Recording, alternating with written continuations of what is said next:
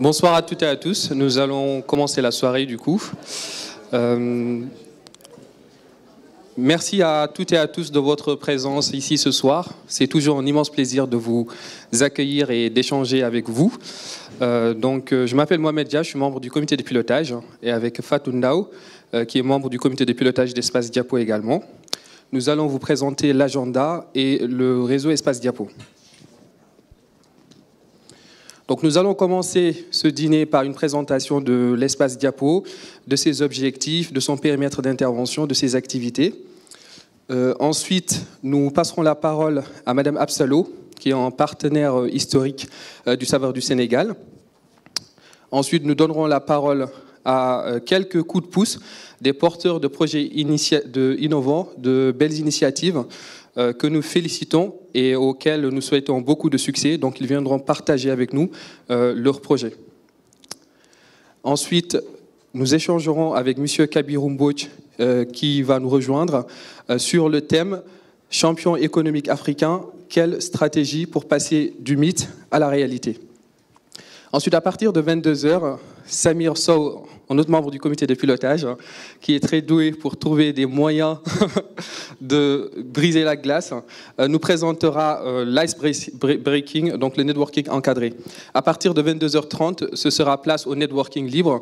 Donc ce sera l'occasion pour vous d'échanger avec les différents participants à ce dîner. Et nous espérons vivement qu'à la fin de cette soirée, vous rentrerez chez vous avec un réseau plus large que celui que vous aviez avant de venir. La soirée se terminera à partir de 23h. Je passe à présent la parole à Fatou Ndao sur la présentation de Diapo. Bonsoir à tous. Merci d'être parmi nous ce soir. Je m'appelle Fatou Ndao, je suis membre du comité de pilotage. Donc, je vais vous présenter Espace Diapo, qui à l'origine est un réseau qui a été créé par un groupe d'amis en 2005, dont l'objectif était de favoriser l'intégration et la réussite des professionnels sénégalais engagés dans la vie active en France, par la promotion de l'excellence professionnelle et des liens de solidarité. Donc la devise de l'espace Diapo que vous voyez tout en haut, c'est Diapo, Diapante, Diapalante. Donc pour nos amis, nos invités qui ne comprennent pas Wolof, donc Diapo, c'est se donner la main, Diapante, c'est rester soudé, et Diapalante, c'est être solidaire. Donc pour les périmètres, l'adhésion et l'animation de l'espace Diapo. Donc, le périmètre, c'est un réseau à visée exclusivement professionnel, indépendant de tout regroupement politique, religieux ou basé sur d'autres critères d'appartenance. Pour l'adhésion, donc l'adhésion au réseau ne nécessite aucune cotisation, ni autre forme de participation financière, parce qu'on fonctionne sur un budget zéro. Pour l'animation de l'espace Diapo est organisée par des bénévoles. Donc, c'est un comité de pilotage qui actuellement est composé de 9 membres. Donc, nous en profitons pour lancer un appel à candidature pour les personnes qui seraient intéressées afin de rejoindre l'équipe qui organise tous ces événements auxquels vous participez 2 fois par an, pour le forum networking l'été, le forum annuel en décembre et le forum étudiant que nous organisons en général entre mars et avril, en coordination avec une association d'étudiants sénégalais. Donc, je redonne la parole à Mohamed qui va vous parler des activités de l'espace Diapo. Alors, l'espace Diapo a essentiellement 4 activités qui sont organisées par an. On a le forum annuel qui est organisé au mois de décembre. C'est généralement la première semaine, le premier samedi du mois de décembre. Le forum networking, donc c'est le forum qu'on a ce soir, qui est organisé généralement au mois de juin, exceptionnellement cette année en mois de juillet.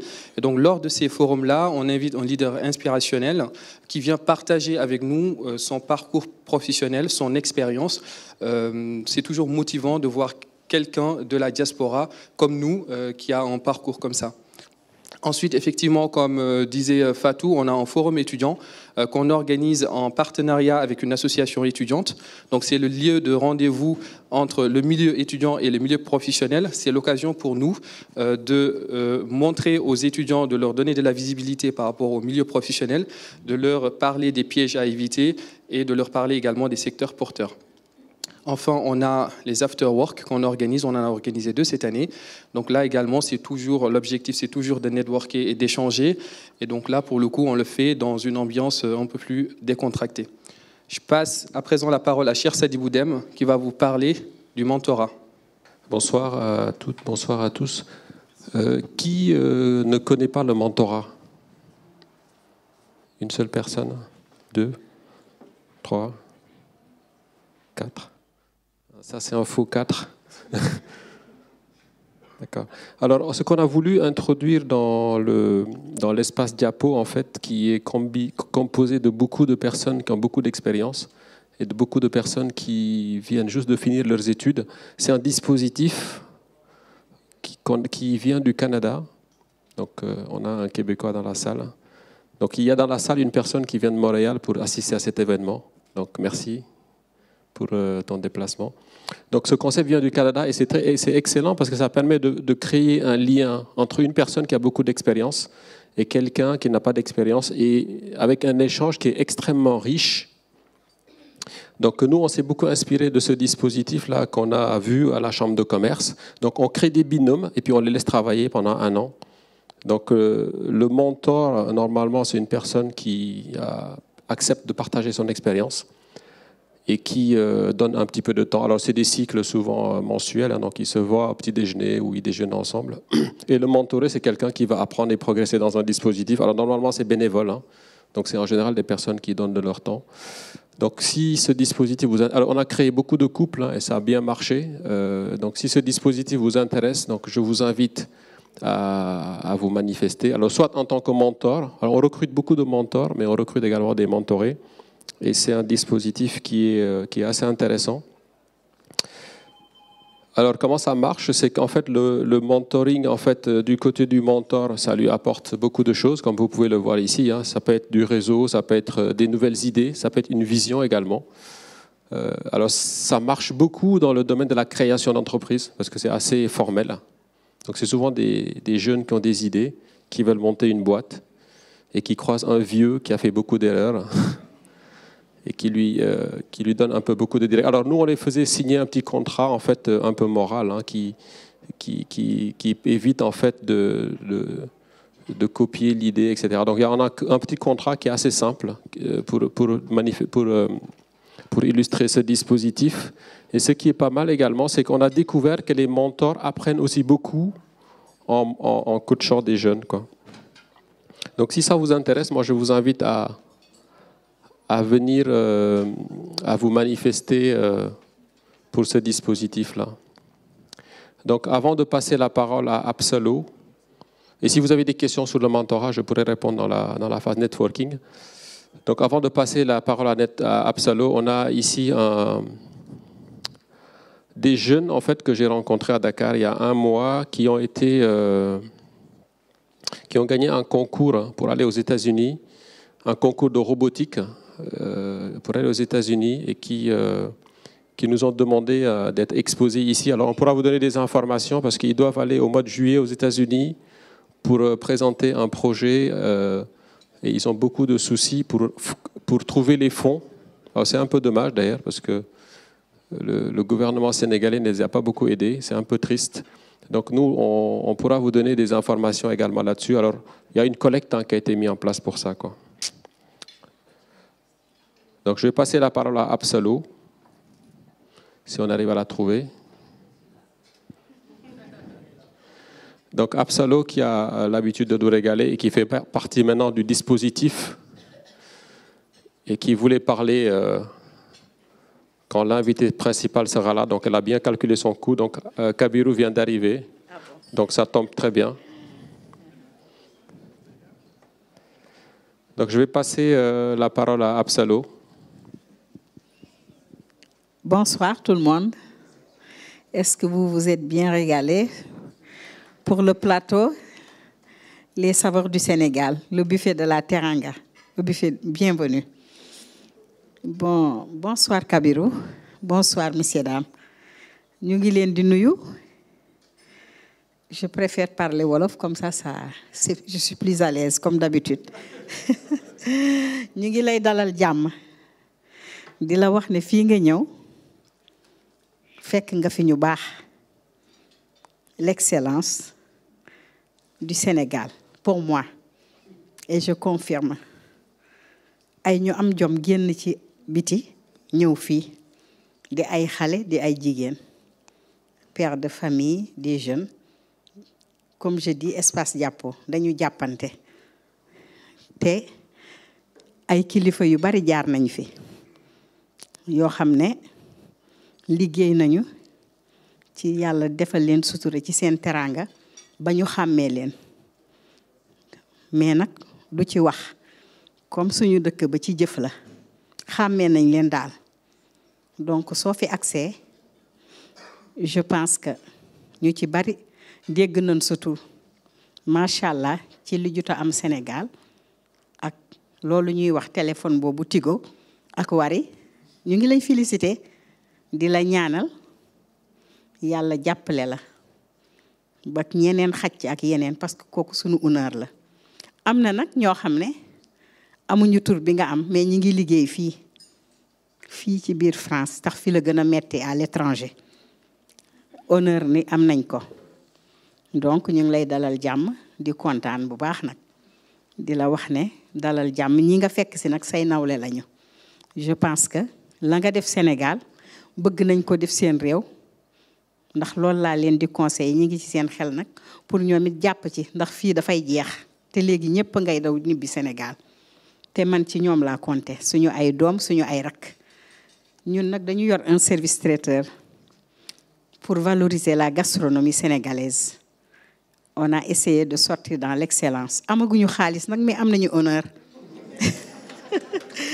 waaw amaguñu xaalis mais honneur moom am nañ ko parce que ñoom ñii ça fait 10 ans maa ngi leen di accompagner société bu ci nekk fii bu ñuy tudd dinaa def seen publicité ay Orange ak yeneen dañ leen di accompagner di def ay buffet mairie de Paris UNESCO francophonie ndax chinois bi chinois lay invité marocain bi couscous marocain la ñu nag fexe nañ ba laajtiri xaa ko ak cere mbuum dugal nañ ko fii ceebu jën bi aussi ñu ngi ci waaw on avait essayé de faire l'industrialisation des plats cuisinés avec Picard mais ça n'a pas réussi yoon bi ñu nekk nag mooy le service traiteur on a pu être dans des grands salons dans des grands sites ak it ay personnalités yoo xam ne bu ñu fi ñëwee espace Diapo mii ñoo ñuy recommander dans l'excellence muy jigéen muy góor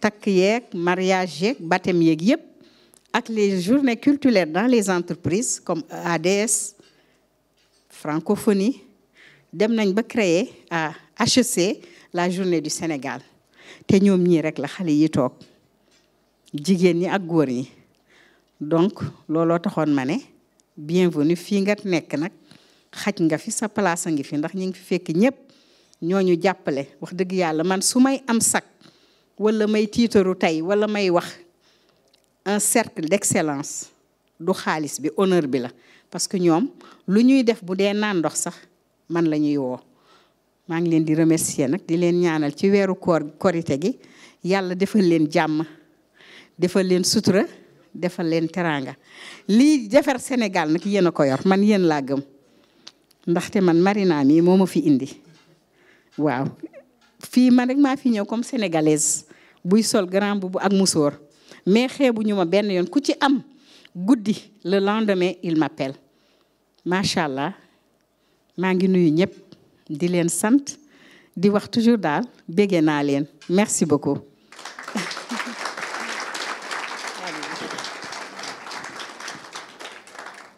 Merci beaucoup Absa. Je pensais que di nga wax Kabiru pour mu wari la en fait.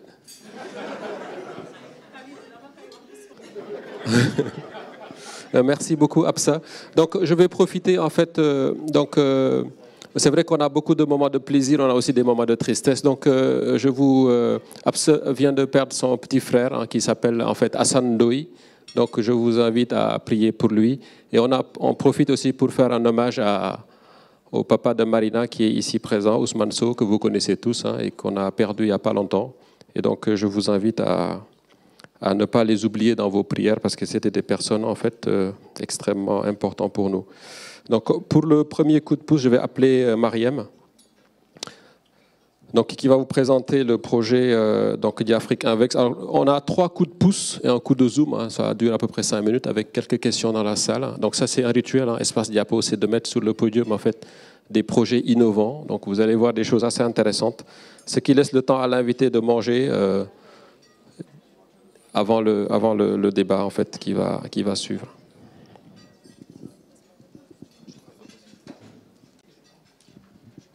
Merci, cher. Bonsoir à tous. Je suis Mariam Fall. Alors, je suis très heureuse d'être ici ce soir avec vous. Il y a quelques années, j'étais dans la salle en train d'écouter des conférenciers émérites. Je pense qu'à l'époque, c'était Chertinian Bey d'ailleurs qui était là. Aujourd'hui, je suis contente d'être venue spécialement de Dakar pour vous présenter ce projet d'Afrique Invest, mais qui vise justement à vous inciter à revenir au pays pour faire de belles choses.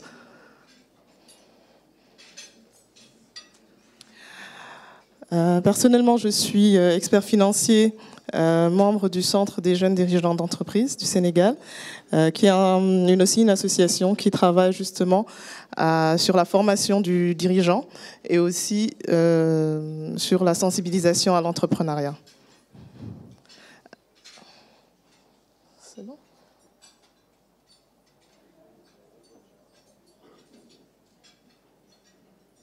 Ah, ça, ok. Alors, d'Afrique Invest, qu'est-ce que c'est ? C'est un projet pour lequel le CJD Sénégal a été coopté et qui doit travailler justement à favoriser donc, le retour de la diaspora au Sénégal, au Maroc et en Tunisie pour entreprendre. Donc, on accompagne en fait les entrepreneurs qui sont en Europe et qui souhaitent rentrer pour créer leur boîte en Afrique. d'Afrique Invest en chiffres, donc.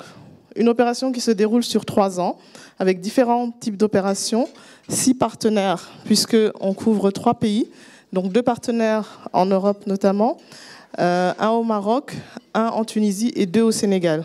Donc un basé à Dakar, qui est le CJD Sénégal, et un autre à Tambacounda, une association qui s'appelle Ambekun et qui travaille beaucoup avec les femmes. Donc, projet cofinancé effectivement à 90% par l'Union européenne et à 10% par les partenaires. Alors, qu'est-ce qu'est censé faire ce projet ?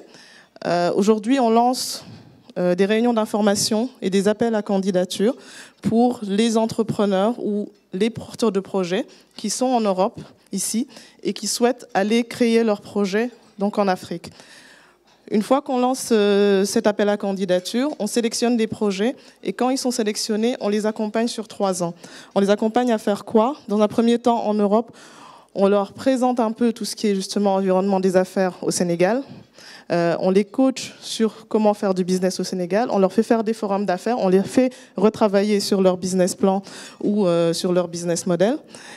Et après ces 6 mois, on les accompagne au pays, en fait, pour justement les aider dans leurs formalités de création, dans les démarches à faire, à se créer leur propre réseau au niveau local et à gérer...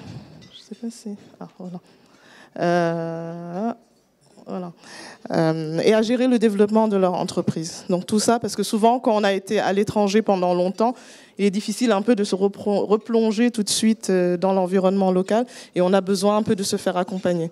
On a connu nombre de projets qui ont cherché à se lancer et qui ont eu parfois des difficultés. Ça, c'est le premier aspect. Le deuxième aspect, alors on a parlé tout à l'heure de mentorat, c'est un peu ça aussi, puisque l'idée, c'est de permettre à des hauts talents qui sont ici, en Europe, de coacher ou de travailler avec des entrepreneurs au Sénégal, de jeunes entrepreneurs qui ont besoin justement de se faire orienter et qui ont besoin de travailler avec des personnes comme vous qui sont ici en Europe, qui ont un peu l'expérience et qui ont besoin de se développer. Voilà, l'appel à projet est lancé, c'est en cours jusqu'en fin 2017. On essaie... Alors là, c'était un peu par rapport à l'accompagnement, donc j'en ai parlé un peu. Je pourrais vous répondre à des questions plus en détail, si vous en avez. Merci. On peut l'applaudir. Merci Mariam, merci beaucoup. Je vais prendre ça.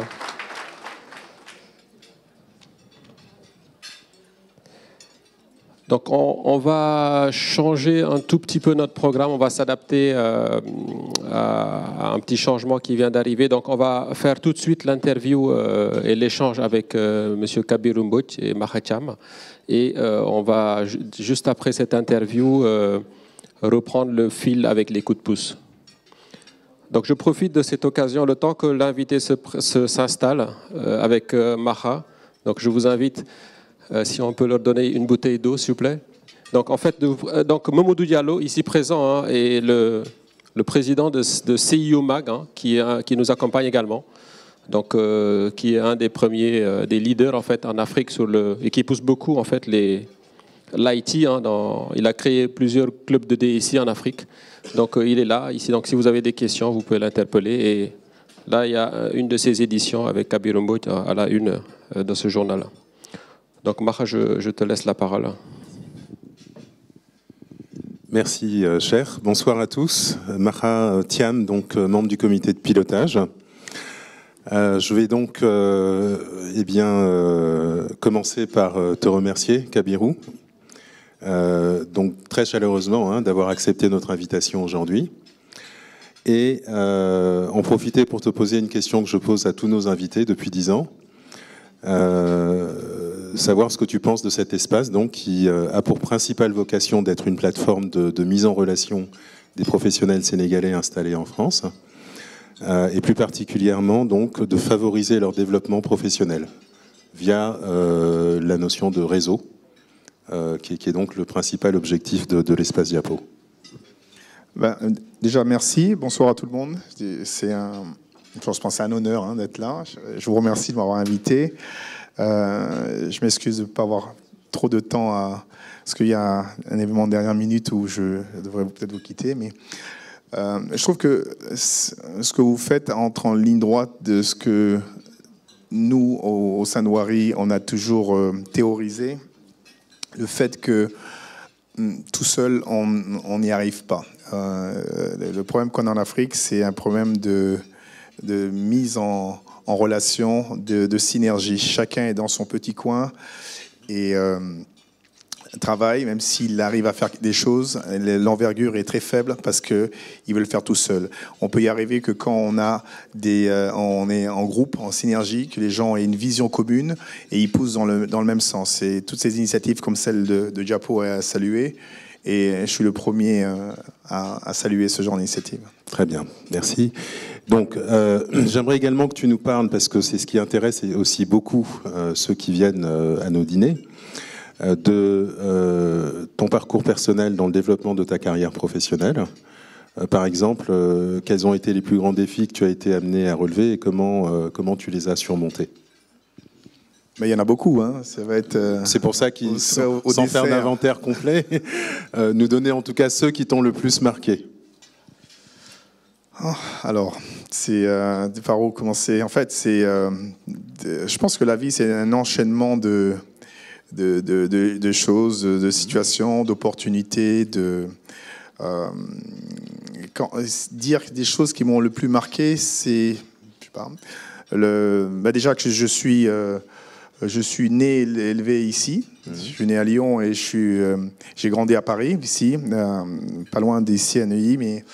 Et donc je suis allé à l'âge de 13 ans, 14 ans, après la première fois en Afrique et au Sénégal. Et bon, voilà. Donc déjà, rien que ça a fait un changement pour les important. gens qui vivent ici, vous voyez déjà le changement que c'est quand vous êtes d'une origine et vous arrivez dans un univers qui est complètement inconnu, c'est la première chose.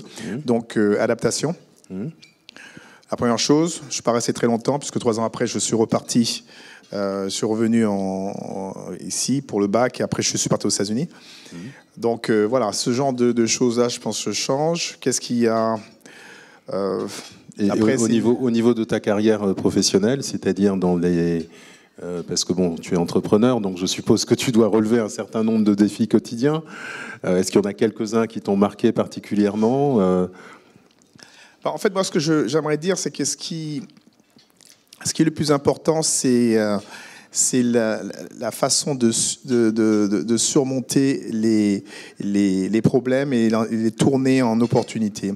La différence entre le profil anglo-saxon et le profil latin, je ne dirais pas francophone, je dirais plutôt latin, c'est que dans les profils latins, quand vous essayez, que vous échouez, on vous a catégorisé et vous devenez un loser. C'est ça. Et tout le monde vous ferme la porte. Il est parfois difficile de se relever. Voire impossible. Dans le milieu anglo-saxon, les gens vont vous dire « How many times have you tried ?» Combien de fois vous avez essayé? Voilà. Et c'est ça qui détermine le niveau de perception et d'estime que va vous porter la personne qui est en face de vous. Et je pense que ça, il faut toujours essayer. Et je pense que ce qui a marqué un peu mon parcours, c'est le fait que, je suis, encore une fois, j'ai vécu dans les pays à l'étranger, je suis venu en Afrique, et quand j'ai vu que le premier constat, c'est que par rapport à un positionnement géographique, on a ou on n'a pas accès à un certain nombre de types de services. C'est le premier constat qui a présidé au lancement du projet Wari. Pourquoi? Parce que je suis au Sénégal ou au Tchad ou au Libéria ou en Somalie, et j'ai pas accès à tel ou tel service. Quels que soient mes moyens financiers, j'ai pas accès parce que géographiquement, je suis dans la mauvaise zone. Donc, c'est ce genre de problématiques qui ont poussé à réfléchir à... Donc, il a fallu inventer finalement des choses. Oui, en fait, il y a tout à inventer. C'est le paradoxe en fait en Afrique. C'est compliqué, et j'imagine que vous tous, en ce qui vous concerne dans le travail tous les jours, c'est pas facile. Mais il faut très souvent, nous autres Africains, créer même l'environnement autour pour rendre propice notre activité. Mais c'est aussi une vraie école, parce que quand on sort de là-dedans, on est multitask. C'est-à-dire qu'on a une vue 360 degrés des choses, on a une capacité à réagir, une capacité à innover, et qui fait une force de l'Afrique. Et je pense que c'est ça qu'il faut cultiver, et à travers les cercles que vous avez comme Diapo, il faut un peu susciter le fait que malgré ce qu'on dit, malgré ce qu'on voit, les perceptions, l'Afrique est le terreau de l'économie de demain, un laboratoire. On voit que beaucoup de gens commencent à se ruer vers l'Afrique, effectivement. Oui, mais bon... moi, j'aimerais bien que ce soit... Est-ce qu'on va en profiter? Exactement. J'aimerais bien que ce soit un peu l'effet contraire, parce que on dit toujours c'est le temps de l'Afrique, on entend tout. Mais c'est d'autres gens qui disent c'est le temps de l'Afrique, mais c'est pas les Africains qui disent c'est le temps de l'Afrique. Donc moi, je dis toujours aux gens, quand j'ai l'occasion de parler, c'est de dire qu'il faut que ce soit maintenant le temps des Africains. C'est pas le temps de l'Afrique, il faut que ce soit le temps des Africains. C'est-à-dire que c'est à nous de nous lever. Tout le monde a une stratégie. Il y a... je viens de Kigali, là, il y a 2 jours. Il y avait l'Assemblée générale d'une banque, et il y avait, alors qu'il y a 20 ans, 30 ans, je ne voyais que des Sénégalais. On voyait des Sénégalais aux Nations Unies, des Sénégalais dans tous les organismes. Aujourd'hui, 90% des gens qui étaient là-bas étaient Nigérians. D'accord. Donc le Nigeria est en train de prendre... Oui, mais donc, ça pour dire que tout le monde, les gens ont des stratégies, des gens ont des visions, que ce soit, on voit le roi de Maroc qui se balade partout en Afrique, on pense qu'il est venu pour s'amuser. Non, il a derrière lui, il a mis une centaine d'entrepreneurs. Ben oui, avec des orientations. On va aller chercher la banque, on va chercher les assurances, on va aller chercher le BTP. Maintenant, ils sont dans le sucre et la farine, donc ils ont une stratégie qui est bien pensée. En Afrique, nous, on n'a pas de stratégie. D'accord. Donc, encore une fois, je pense que ces initiatives comme les vôtres doivent être des ferments pour susciter des catalyseurs qui permettent... Il faut qu'on ait une vision commune, et sinon on n'y arrivera pas. Très bien. Alors tu m'offres du coup une belle transition pour le thème du jour que je vais aborder maintenant. Donc le thème du jour, c'est champion économique africain, quelle stratégie pour passer du mythe à la réalité? Donc de manière générale, peux-tu nous dire si d'après toi, il y a une recette universelle pour les entrepreneurs qui souhaitent mettre en œuvre une stratégie de développement régional en Afrique, comme Wari, Ecobank, Attijari. Il y a un certain nombre d'acteurs aujourd'hui en Afrique qui visiblement ont des visées régionales et y arrivent. Voilà. Déjà, il faut Il y a les Nigérians aussi. Hein, vous pas je vais les citer juste après sur un autre sujet, mais effectivement. Aujourd'hui, je pense qu'il faut voir global. Hein. Je pense qu'il ne faut même pas voir africain. Aujourd'hui, on est dans un monde qui a une vraie opportunité où il n'y a plus de frontières. Le monde de demain, il est en train de se créer, ce que j'ai toujours en Afrique, l'économie de demain, puisque l'économie de demain, c'est l'économie de l'auto-entrepreneuriat. Et c'est ce qu'on trouve dans le tissu économique africain. Donc on est déjà ready. Nous, on a déjà de l'avance, effectivement. Ici, c'est plus difficile parce qu'ils ont l'habitude du contrat de travail et de la structure. Et ils ont je dis encore, j'ai expliqué ça cet après-midi à une journaliste où je disais que l'économie n'est pas autre chose qu'une déclinaison d'une conception culturelle de la vie, de la transaction. Comment j'échange avec quelqu'un, et c'est comme ça qu'ils ont construit. Et les sociétés latines ont une culture qui est avec des cycles, un cycle mensuel, et tout est calé au mois. Vous avez le salaire au mois, vous payez vos factures au mois, ainsi de suite, on fait ses courses au mois, etc. Donc vous avez les sociétés anglo-saxonnes qui ont des cycles à la semaine, qui est, on appelle ça Friday Payday, et les gens sont payés la semaine. Et vous voyez que les sociétés anglo-saxonnes sont beaucoup plus performantes que les sociétés latines. Et elles génèrent beaucoup plus de revenus, de valeur ajoutée.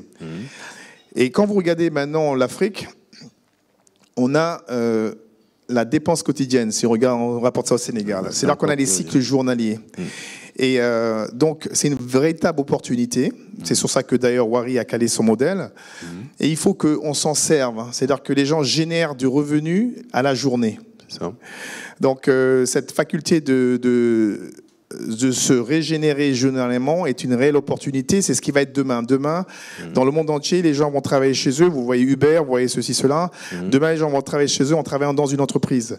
Et nous, on a les prédispositions. Mais encore une fois, il faut qu'on réfléchisse global. Il faut que la personne qui est à Matam, la personne qui est au Tchad, au Mozambique, ne pense pas autour de lui, mais pense comment packager quelque chose pour l'offrir à quelqu'un qui est au Japon ou en Alaska. Je donne toujours l'exemple de Coca-Cola. Quel que soit l'endroit où vous allez, on va dans le monde, dans le plus petit village du Sénégal, quand on va dans une boutique, on dit Jormo Coca-Cola. On ne dit pas est-ce que amène Coca-Cola, on dit Jormo Coca-Cola. Et il y en a. Il y en a. Et et pourtant c'est une petite boîte d'Atlanta. Avant, d'abord c'était une petite officine, c'était un truc pharmaceutique.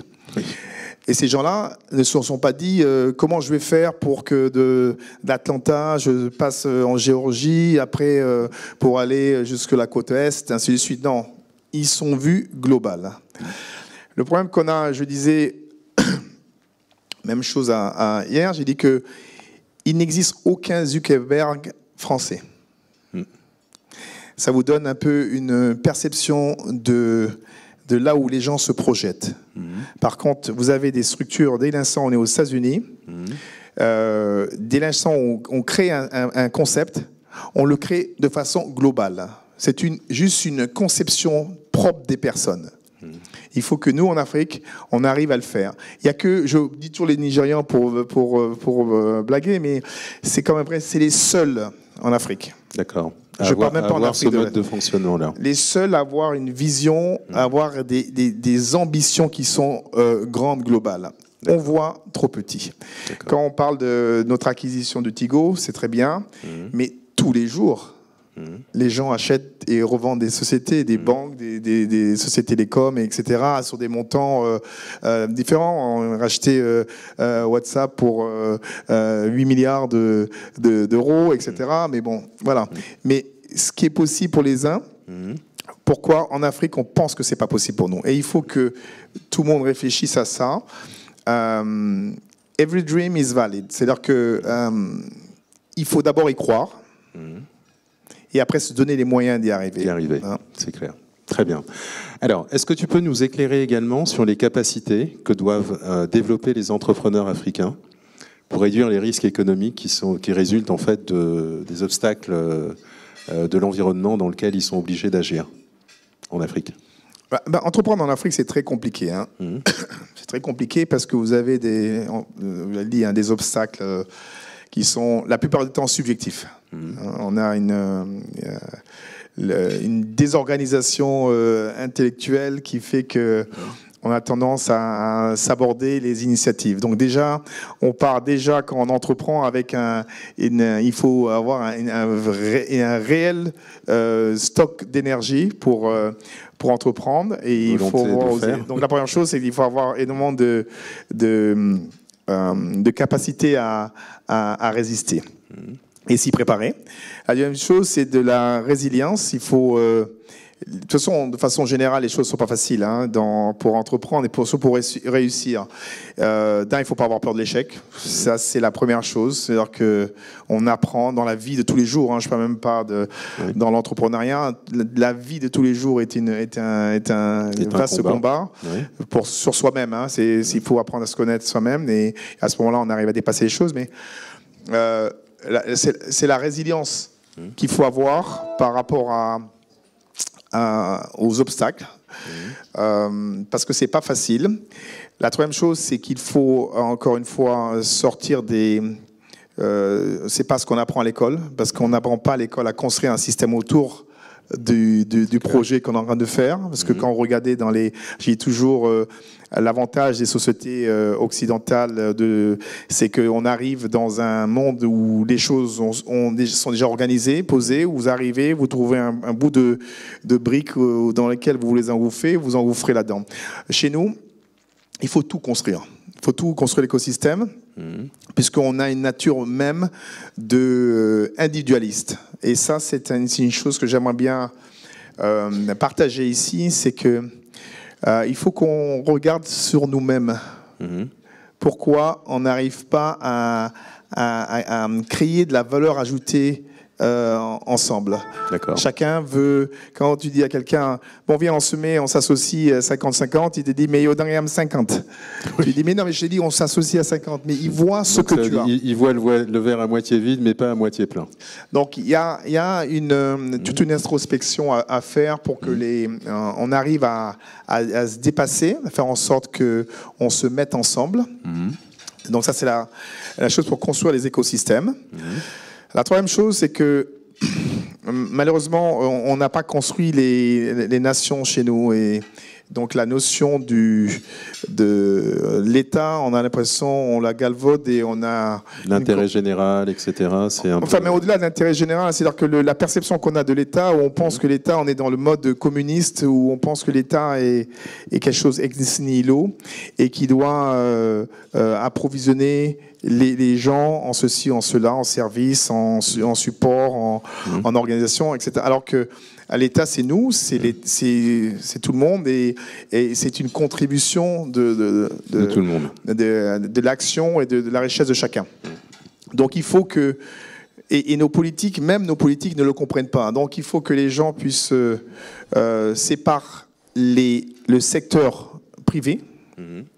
Qu'on peut arriver à développer nos pays. Donc il faut, pour finir sur ce sujet, il faut que chaque fois qu'on décide de faire quelque chose, il faut qu'on arrive à voir est-ce que ça s'intègre dans quelque chose qui va apporter de la valeur ajoutée et non pas venir concurrencer. Parce que, comme dit ma mère, quand tu fais des bassines, à un moment donné, on te voit passer et tout le monde fait des bassines. Et tout le monde se casse la figure.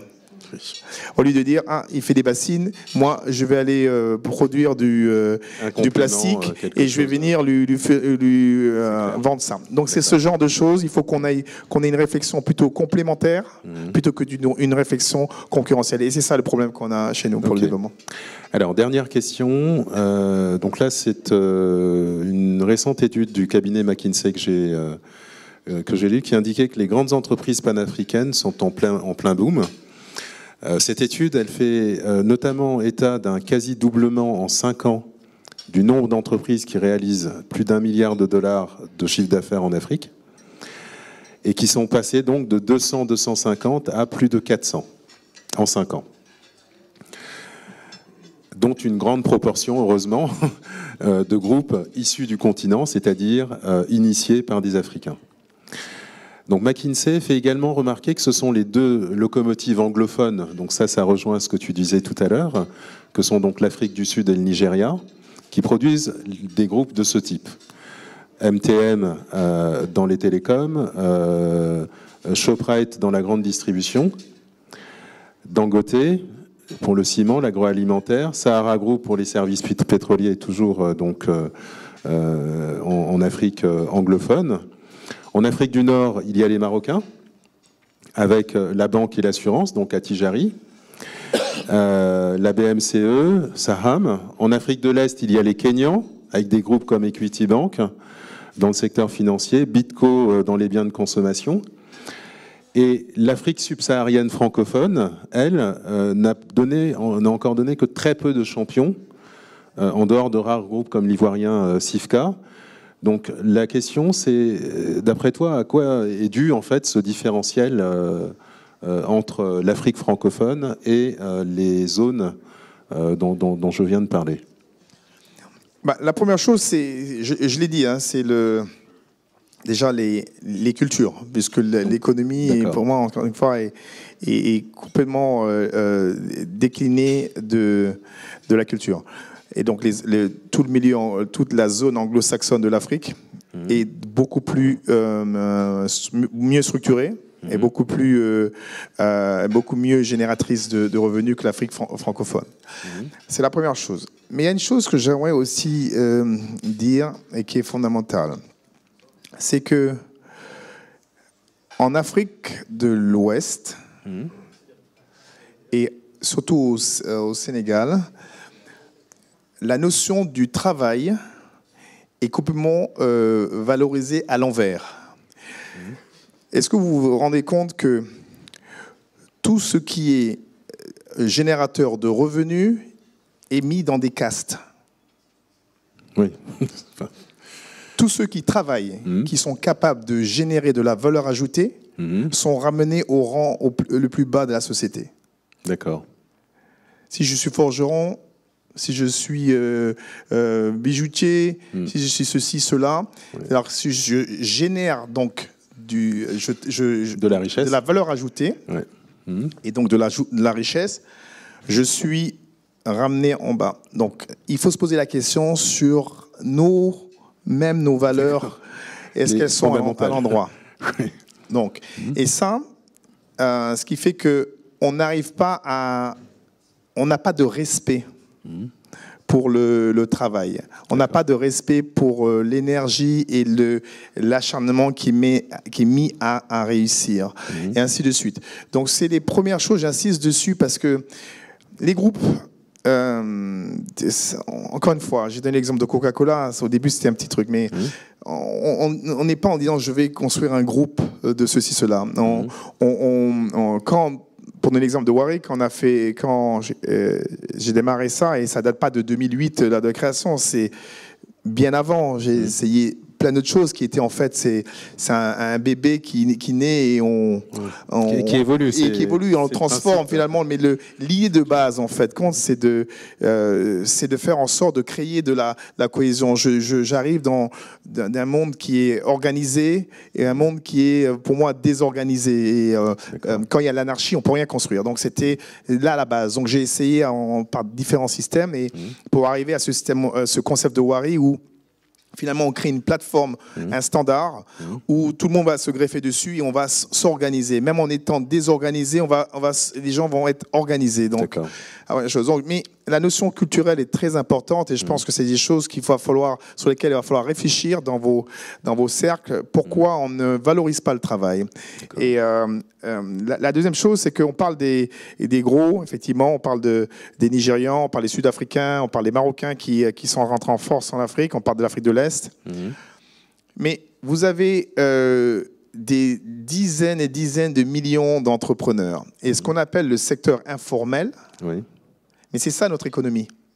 Si 90% d'un système qui génère de la richesse... Simplement, on n'arrive pas à la mesurer, justement, pour l'instant. Mais oui, mais ce n'est pas les McKinsey et Banque mondiale Ça, qui arriveront clair. à la mesurer, puisque c'est de la data qui est en dehors, puisqu'on a déjà catégorisé ça de façon péjorative dans le secteur. Mais c'est ça notre économie. C'est notre façon de vivre la transaction. D'accord. Donc, c'est ça qu'il faut mettre en musique, c'est ça qu'il faut organiser. Et vous verrez que vous allez voir l'émergence de ces groupes-là qui vont rayonner sur l'Afrique et sur le reste du monde, parce qu'encore une fois, il ne s'agit pas de rester en Afrique. Mais il faut vraiment qu'il y ait d'abord une prise de conscience commune qu'il va falloir aujourd'hui amener l'Afrique ailleurs. Parce que je vais terminer sur ça. Quand vous faites quelque chose, si moi je me retrouve en Alaska, Oui. je suis un noir, je me balade dans la rue, je fais quelque chose de mauvais, on dit ils sont tous pareils. Oui. Si je fais quelque chose de bien, on dit vous n'êtes pas comme les autres. Oui. C'est-à-dire qu'on vous a toujours mis dans le groupe. C'est clair. Donc chacun d'entre nous, quel que soit l'endroit où il est, quel que soit son profil, doit contribuer à rehausser l'image du groupe. C'est clair. Il y a 30 ans, on parlait des Chinois en disant les Shintok, les faces de macaques, les ainsi de Aujourd'hui, suite. on leur dévole le Aujourd'hui, quadrillage. 30 ans après, 40 ans après, Ouais. on parle des Asiatiques avec respect, parce qu'ils ont rehaussé l'image du groupe. C'est clair. Et on ne peut pas le faire tout seul. C'est là au-delà de ce qu'on peut faire à initiative personnelle. Il faut toujours garder à l'esprit qu'il va falloir que chaque fois dans ce qu'on fait, dans son comportement quotidien, dans son comportement vis-à-vis des autres, dans la volonté d'aller de l'avant, qu'on embarque là-dedans cette dimension de contribuer personnellement à rehausser l'image du groupe. Et si on arrive à ça, je pense que l'Afrique, dans Très 10 bien. ans, sera ailleurs. Bah, c'est une très bonne conclusion. Merci Kabirou. Si tu as encore 2 petites minutes, je vais prendre 2 questions dans la salle. Hop. Alors, on n'a pas beaucoup de questions parce qu'il va devoir partir. Mais qui veut lui poser la première question?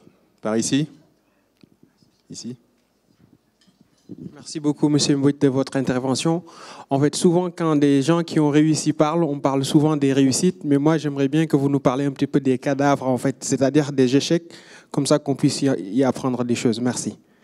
Des échecs que vous avez vus dans ce parcours-là. Merci. Tu peux répondre. Bah, les échecs, on en a eu à plein. Hein. Je ne peux même plus les compter s'il faut les énumérer. Beaucoup.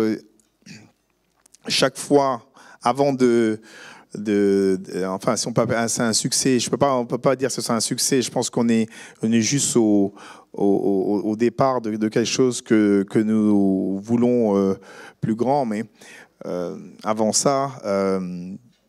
On a échoué. Avant, je voulais être pilote avant de faire autre chose, parce que mon oncle était chef d'état-major des armées et pilote, général sec. Et donc, j'ai fait une spé, je suis allé au concours, j'ai passé les premières étapes et ça s'est bien passé. Après, il fallait aller à Bretigny, il fallait faire ce qu'on appelle les tests psychotechniques. Et ça dure 3 jours. J'ai passé 2 jours. Au 3e jour, je suis passé à la porte et on vous donne juste un bus en disant bon, vous partez, c'est fini pour vous. Donc, vous avez des échecs comme ça, la première chose. Après, il faut se reconstruire parce qu'on va sur autre chose. Et après, j'ai dans les études où vous voulez faire des choses et vous vous rendez pas compte que c'est parce que c'est pas la bonne direction. Donc on a fait des mauvais choix. Il fallait les refaire. Dans les entreprises, j'ai essayé avant de monter une société sur le satellite, bien avant l'époque de Canal et de DSTV, de MultiChoice en Afrique du Sud. On a un projet satellite où on voulait mettre l'Internet, mais à l'époque, c'était déjà en 2001, pour vous dire que c'était au tout début de l'Internet et il n'y avait pratiquement rien en Afrique. Et donc voilà. Et cette initiative-là, très gourmande en capitaux, parce qu'il fallait acheter des capacités satellites, on a tout perdu. J'ai perdu ma maison, j'ai tout perdu. Donc, pour vous dire, je me suis retrouvé d'une position confortable avec moins de 2000 € disponibles et tout perdu. Donc, vous voyez un peu où vous partez d'une étape et vous recommencez à zéro. J'aurais pu m'arrêter et dire, bon, allez, je vais aller monnayer mes talents ou rentrer dans une société et être salarié. Non, je me suis remis au travail. Mais bon, c'est sûr que il a fallu 1 ou 2 ans pour absorber et digérer ça. Et j'ai recommencé avec un concept qui s'appelle NetPay et qui maintenant est devenu Wari maintenant. Mais c'était déjà en fin 2003. Donc pour voir, en 2001, échec, vous revenez, ainsi de suite. Et en 2003, on a commencé ce concept de NetPay qui ne fonctionnait pas. On est allé voir des gens qui s'appelaient Orange, ici à Moulineau, qui ont essayé de nous prendre ça, et voilà, ainsi de suite. Donc on a tapé à la porte d'énormément de gens pendant des années, et c'était toujours des portes fermées. Vous venez travailler, et vous devez le vivre, hein. Vous travaillez en France, quand vous êtes africain, un noir en plus, c'est très compliqué. Donc, vous voulez expliquer des choses techniques à des gens qui vous disent « Mais c'est qui celui-là, en fait ?» Et comment cet Africain-là vient m'expliquer des concepts aériens. Donc, voilà un peu les difficultés qu'on a. Et donc, vous avez des échecs. Mais encore une fois, je peux en énumérer d'autres. Hein. Et quand je me suis cassé les 2 genoux, je devais plus marcher. Donc, voilà. J'aurais pu aussi abandonné. Donc, et je me suis dit que je ne pouvais pas ne pas marcher. Donc, voilà. Donc, il y a les échecs, je pense que tout le monde les vit, mais il faut plutôt en faire une force. Faut même pas... faut s'en souvenir après quand on a réussi. Moi, j'ai toujours à mes employés, je vous donne 30 secondes pour me dire les choses qui ne sont pas bonnes. Mais par contre, je vous donne 20 minutes, 1 heure pour m'expliquer comment vous avez réussi. Je préfère qu'on s'apesantisse sur les réussites. Les échecs ne doivent servir que de rampe de lancement pour redémarrer.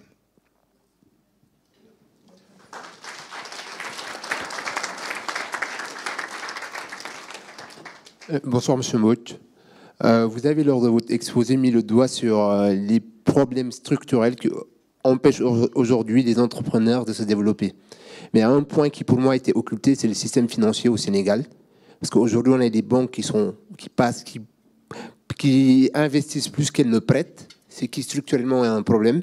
Pensez-vous que le système entrepreneurial sénégalais ou africain peut se développer sans pour autant que le système financier en face soit adéquat? Parce que vous avez donné l'exemple du Maroc, et typiquement quand les entreprises marocaines arrivent en Afrique, c'est plusieurs maillons d'une chaîne et une stratégie qui est définie aussi au niveau étatique, de telle sorte que quand une entreprise marocaine postule pour un marché public dans un de ces pays, elle a déjà le financement qui est assuré derrière. Merci. Pardon. Bah, déjà, c'est une très bonne question, hein, mais la première chose, hein, par rapport à ça, c'est que comment vous concevez qu'au Sénégal, il n'y ait pas de banque de Sénégalais? C'est le premier problème. Il y a un vrai débat, il y a une vraie introspection à faire. C'est quand même, vous avez en Côte d'Ivoire, vous avez des banques ivoiriennes, vous avez au Nigeria, vous avez des banques nigériennes, vous avez au Kenya, vous avez des banques kenyanes, vous avez en Afrique du Sud, vous avez des banques sud-africaines, vous allez au Maroc, vous avez des banques marocaines qui sont maintenant chez nous. Mais chez nous, on n'a pas de banque sénégalaise. Donc ça, c'est le premier point sur lequel il va falloir réfléchir. La deuxième chose, c'est que la banque qui existe chez nous en Afrique ne correspond pas à la culture économique du secteur qu'elle veut servir. Donc, c'est cette différence de perception qui fait qu'on n'arrive pas à adresser et les banques deviennent des vraies épiceries. Elles sont dans d'autres domaines qui sont des domaines de confort, mais elles n'adressent pas le tissu entrepreneurial africain, même sénégalais, parce qu'elles n'ont pas les outils pour le faire. Et vous avez le développement de la microfinance, qu'on appelle microfinance, mais qui encore, pour moi, c'est vraiment des termes qui sont dévoyés. Mais ces microfinances ne font pas autre chose que les mêmes types de financement que les banques, sauf avec des moyens plus petits. Alors qu'aujourd'hui, quand on regarde la culture financière africaine et sénégalaise, elle n'est pas liée à des systèmes de taux d'intérêt que les gens ne comprennent pas. Elle est plutôt liée à un système, mais même si j'ai aucune connotation religieuse, mais c'est un système musulman qui est le système de partage du résultat, de la valeur ajoutée. Aujourd'hui, quand vous avez, je donnais l'exemple ce matin, vous avez le taxi, il appartient à quelqu'un qui donne son taxi, sa voiture à quelqu'un pour faire le taxi. Cette personne-là génère du revenu tous les jours et doit lui payer une partie de ce revenu-là. C'est ce segment, c'est cette façon de faire qui doit être financée. L'Afrique n'a pas besoin d'investissement pour que les gens construisent des usines et autres. Ça, il y a un secteur bancaire qui est pour le faire, mais il manque en fait des structures financières pour financer ce que j'appelle le working capital. Les gens ont besoin de fonds de roulement. La vendeuse de cacahuètes, elle a besoin d'acheter tous les jours 10 kilos d'arachides, c'est 200 sachets qu'elle va packager dans la journée et les vendre, et son cycle est fini, elle le revend le lendemain, elle refait la même chose. Elle a besoin d'être accompagnée dans ça, elle n'a pas besoin d'être accompagnée pour construire une usine pour fabriquer des cacahuètes. Et c'est ces questions-là qui ne sont pas adressées, et c'est ces questions-là sur lesquelles il faut qu'on se penche pour avoir un système financier qui corresponde à notre économie. Très bien. Ben, merci Kabirou. On aurait aimé te poser d'autres questions, mais comme je crois que vous avez d'autres engagements, c'est ça? Ou je peux encore prendre une question ou pas? Oui? Bon, je vais en prendre une dernière. Merci. Monsieur Mbodj, je vous ai entendu dire il faut se lever le matin et avoir envie de changer les choses. Comment être au bon moment, au bon endroit, le bon moment, ou le contraire, vous a aidé dans votre parcours? Être au bon endroit au bon moment. Alors, j'ai très souvent été au mauvais endroit au mauvais moment. Ok. Donc, j'ai aussi très souvent été dans le mauvais tempo. C'est-à-dire que le plus souvent en avance sur on avait déjà les concepts, mais la technologie n'était pas aboutie. Donc, voilà. Mais je pense qu'il faut... ça, c'est une conception hein, de... Mais je pense qu'il faut créer, il faut provoquer les choses. Quand on se lève le matin, et si on veut vraiment changer les choses, il faut... c'est pas facile. Je dis toujours aux gens, si les choses étaient faciles, tout le monde les ferait. Hein? Donc, il faut savoir que c'est... Vous savez, on dit... vous voyez les gamins qui sautent sur les immeubles, hein, qui grimpent partout, ce nouveau sport là, qui grimpent partout, les gens qui sautent, qui font des doubles sauts périlleux en l'air, les footballeurs qui jonglent avec le pied derrière, ainsi de suite. Si vous savez que l'origine de ça, c'était des trucages qui étaient faits sur des films. Les gens, c'était des montages. Les gamins regardaient ça, ils pensaient que c'était la vérité et ils l'ont fait. Donc, ils ne savaient pas que c'était impossible à faire et ils l'ont fait. Très bien. Voilà ce qu'il faut qu'on inculque à nos gens et voilà ce qu'on fasse. Et on va le faire parce qu'on ne savait pas que ce n'était pas possible de le faire.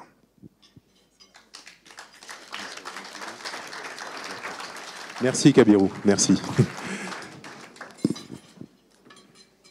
Merci. J'aimerais malgré tout, hein, bien que certains aient déjà commencé à manger, que vous lui fassiez une petite standing ovation parce qu'il a... Si, j'insiste. Encore merci. Pour le remercier d'être venu nous voir. et pour son intervention, évidemment, très instructive, très intéressante. Merci. Merci à vous.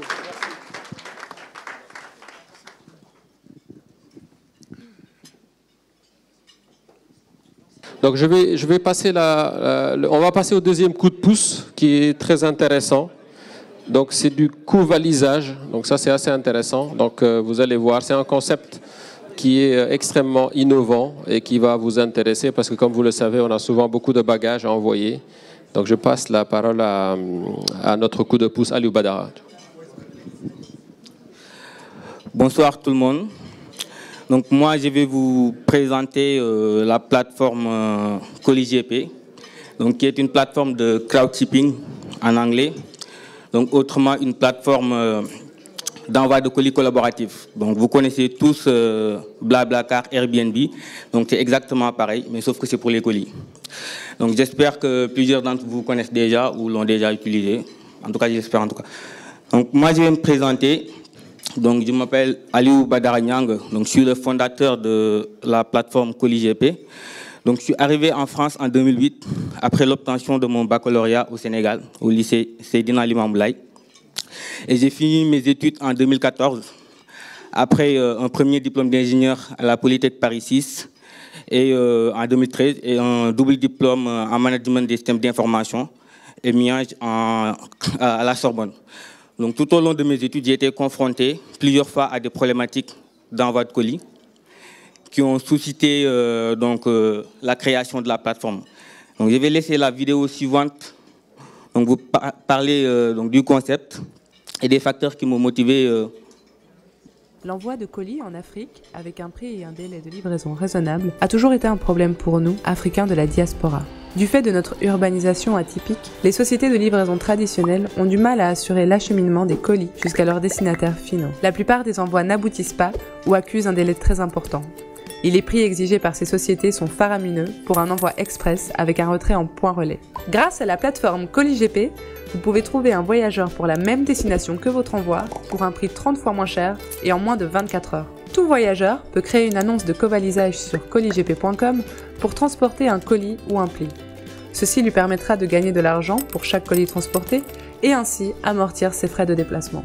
Plus besoin de passer par les réseaux sociaux pour trouver un voyageur, ni de vous rendre à l'aéroport. De plus, ColliGP s'impose comme une solution soucieuse de l'environnement car vous réduisez votre empreinte carbone en confiant votre envoi à un voyageur.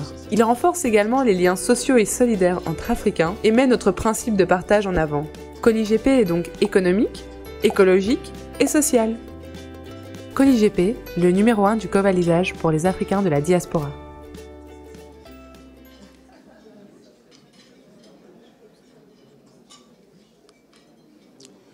Donc, comme l'a dit la vidéo, la problématique à laquelle nous sommes confrontés, nous, Africains de la diaspora, donc c'est plus la problématique d'envoi de colis, mais surtout avec un prix et délai raisonnable. Donc, ce qui explique aujourd'hui les fortes sollicitations au niveau des aéroports, donc des voyageurs qui sont interpellés afin de convoyer des colis par d'autres particuliers. Donc, le développement de l'activité des GP, donc les facteurs privés qu'on retrouve à Château-Rouge, ainsi que les multiples demandes à travers les réseaux sociaux et qui n'épargnent aucune communauté. Donc vous avez quelques exemples pour la communauté malienne, la communauté algérienne, les Sénégalais et les Tchadiens. Et nous sommes plus de 34 millions d'Africains à être confrontés face à cette problématique, selon les chiffres de l'ONU en 2015. Donc la solution que nous proposons, c'est tout simplement une plateforme qui va centraliser toutes les opportunités ainsi que les demandes, de telle manière que les gens qui souhaitent rentabiliser leurs kilogrammes peuvent publier une annonce et ainsi amortir leur billet d'avion en se faisant de l'argent. Et ça offre aussi l'opportunité aux gens qui souhaitent expédier des colis à bon prix avec un prix et délai raisonnable. Donc, la plateforme se présente de la manière suivante. Vous avez une page de recherche qui vous permet, en fonction des critères saisis, de retrouver l'annonce qui vous convient en fonction du trajet saisi, ainsi que, dans ce cas, vous pouvez choisir donc, en fonction d'un certain nombre de critères qu'on met à votre disposition, à savoir les notes et avis, pour choisir au mieux votre covaliseur. Vous pourraient ensuite entrer en contact. Donc, il y a aussi l'application mobile qui existe sous App Store et Android. Et le nombre d'utilisateurs de ColiGP aujourd'hui se compte en plusieurs dizaines de milliers. Donc, d'une manière plus conséquente, nous avons des utilisateurs plus dans la partie Afrique de l'Ouest et l'Europe de l'Ouest. Présentement, la mise en relation elle est gratuite, quelque chose que nous avons volontairement adopté afin d'attirer le maximum d'utilisateurs. Mais plus tard, un système de paiement en ligne vous sera proposé et il y aura aussi du paiement mobile. Bon, ça aurait pu intéresser M. Kabirou Mbodj, qui n'est plus là. Mais par contre, les transactions s'estiment actuellement pour plus de 2 millions d'euros, en tout cas, selon les chiffres de notre base de données. Le succès de ColiGP aujourd'hui ne laisse pas indifférents les médias internationaux. Donc, dernièrement, il y a RFI qui a effectué un reportage sur ColiGP que vous pourrez retrouver sur leur site. Donc, je vous remercie de votre attention. Et si vous avez des questions, je suis à votre disposition pour les répondre. Est-ce qu'il y a une question pour ColiGP? Sachant qu'il peut partir là tout de suite avec des bagages à vous. Il y a une question. On fait de la mise en relation. Bonsoir. Tout d'abord, félicitations pour ce concept. Je pense qu'on a tous eu à aller à Barbès déposer un colis pour le Sénégal, donc ça peut changer pas mal de choses. La question que je me posais concerne la sécurité. Comment, par exemple, vous pouvez vous assurer qu'une personne qui va déposer un bagage, le contenu qu'on a dedans, en fait? D'accord, merci beaucoup. Donc, d'abord, il faut savoir que nous, le service qu'on propose, ce n'est pas un service de transport, mais c'est un service d'intermédiation, de mise en relation. Donc là-dessus, nous, ce que nous proposons, c'est de jouer sur la transparence et sur la conscientisation. C'est-à-dire, non seulement pour pouvoir utiliser nos services, il faut être inscrit. Et déjà, pour être inscrit, il faut accepter nos conditions générales d'utilisation, un certain nombre de mesures et les chartes de bonne conduite. Et vous avez aussi la possibilité de faire signer donc, des contrats. Et là-dessus, avant de créer une annonce, on précise à la personne que c'est à lui de prendre les dispositions nécessaires afin d'effectuer le contrôle devant son expéditeur avant d'accepter le colis. Après, plus tard, il y aura un système d'assurance qui va être proposé, civil et aussi en cas de problème comme ça. Après, c'est plus quelque chose qui aujourd'hui, même avant l'arrivée de ColiGP, existait. Donc ça n'empêche pas aux gens de l'utiliser parce que tout simplement, on n'a pas d'autre choix. La poste, ça met un délai démesuré, les prix sont exorbitants. Et il y avait déjà les GP qui existaient, ainsi que les demandes sur les réseaux sociaux. Donc nous, ce qu'on propose déjà, c'est un formalisme, ainsi de pouvoir retrouver les utilisateurs en cas de problème. Il y a aussi un système d'inscription pour pouvoir accéder aux services, ainsi qu'un système d'assurance qui va être proposé très bientôt. Donc voilà, j'espère avoir... Tout d'abord, toutes mes félicitations à ces jeunes. Moi, c'est plutôt un témoignage que je vais faire, parce que j'ai déjà utilisé ColiGP. Je devais signer un contrat d'urgence en 48 heures. Donc j'ai appelé DHL, ils m'ont proposé des prix délirants et ce n'était pas possible de ramener le colis sur Paris en 48 heures. Le mieux, c'était 7 jours. Donc je connaissais un peu ColiGP, je les ai contactés et j'ai trouvé quelqu'un qui a amené le colis à Dakar. On était le jeudi et avant samedi matin, le colis était déjà revenu sur Paris à un prix de 20 €. Donc c'était imbattable. C'est un témoignage que je voulais faire. Merci. Merci beaucoup pour ce témoignage.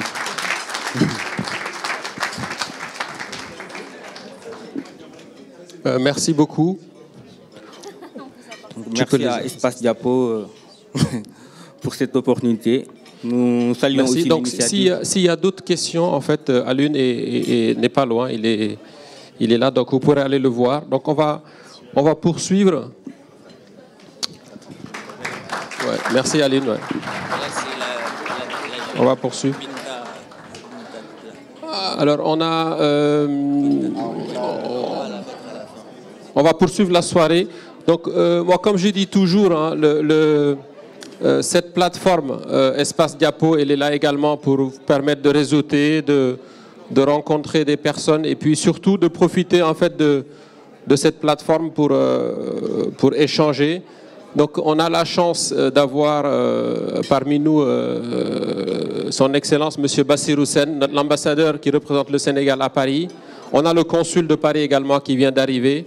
Donc je vais laisser l'ambassadeur dire bonjour à l'assistance, mais surtout n'hésitez pas à interpeller ces personnalités parce que en fait ils sont également là pour nous aider dans certaines démarches. Donc Monsieur Sen, je ne sais pas si vous...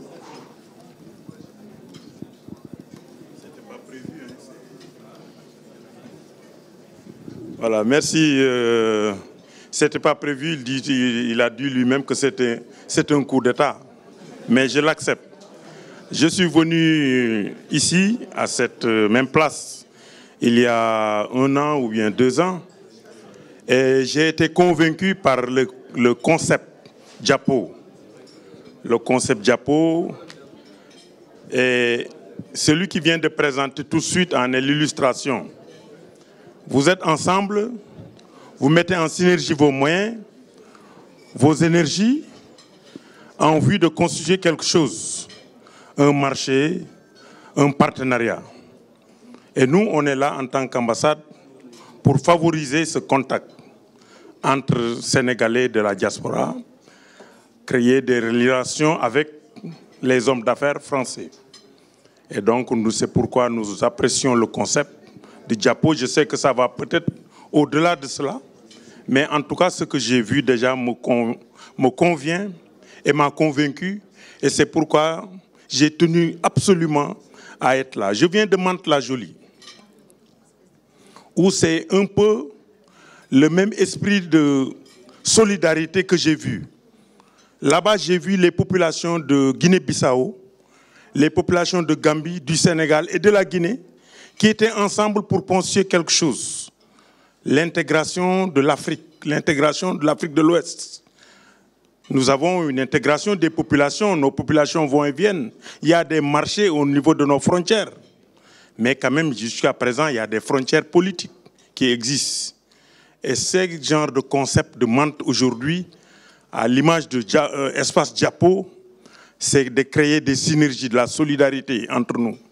Et ça, je l'apprécie beaucoup et c'est pourquoi j'ai tenu à être là avec vous pour vous féliciter, pour vous encourager et vous dire que nous sommes à vos côtés, le consul général et moi-même, en tant que plénipotentiaire de la diplomatie sénégalaise sur la plateforme de Paris, nous sommes à vos côtés et avec vous. Je veux, avant de terminer, remercier l'Espace Diapo, remercier notre frère Sadibou pour ce geste aimable qu'il a accepté de faire quand on organisait la fête de l'indépendance. Il est venu avec son savoir-faire, avec ses équipes, et ils ont pu organiser l'animation de la façon la plus professionnelle. Et je voudrais le remercier au nom de toute l'ambassade, au nom de toute la communauté diplomatique. Et enfin terminer en vous disant, nous sommes là aujourd'hui et nous serons là demain, s'il plaît à Dieu. Bonne continuation.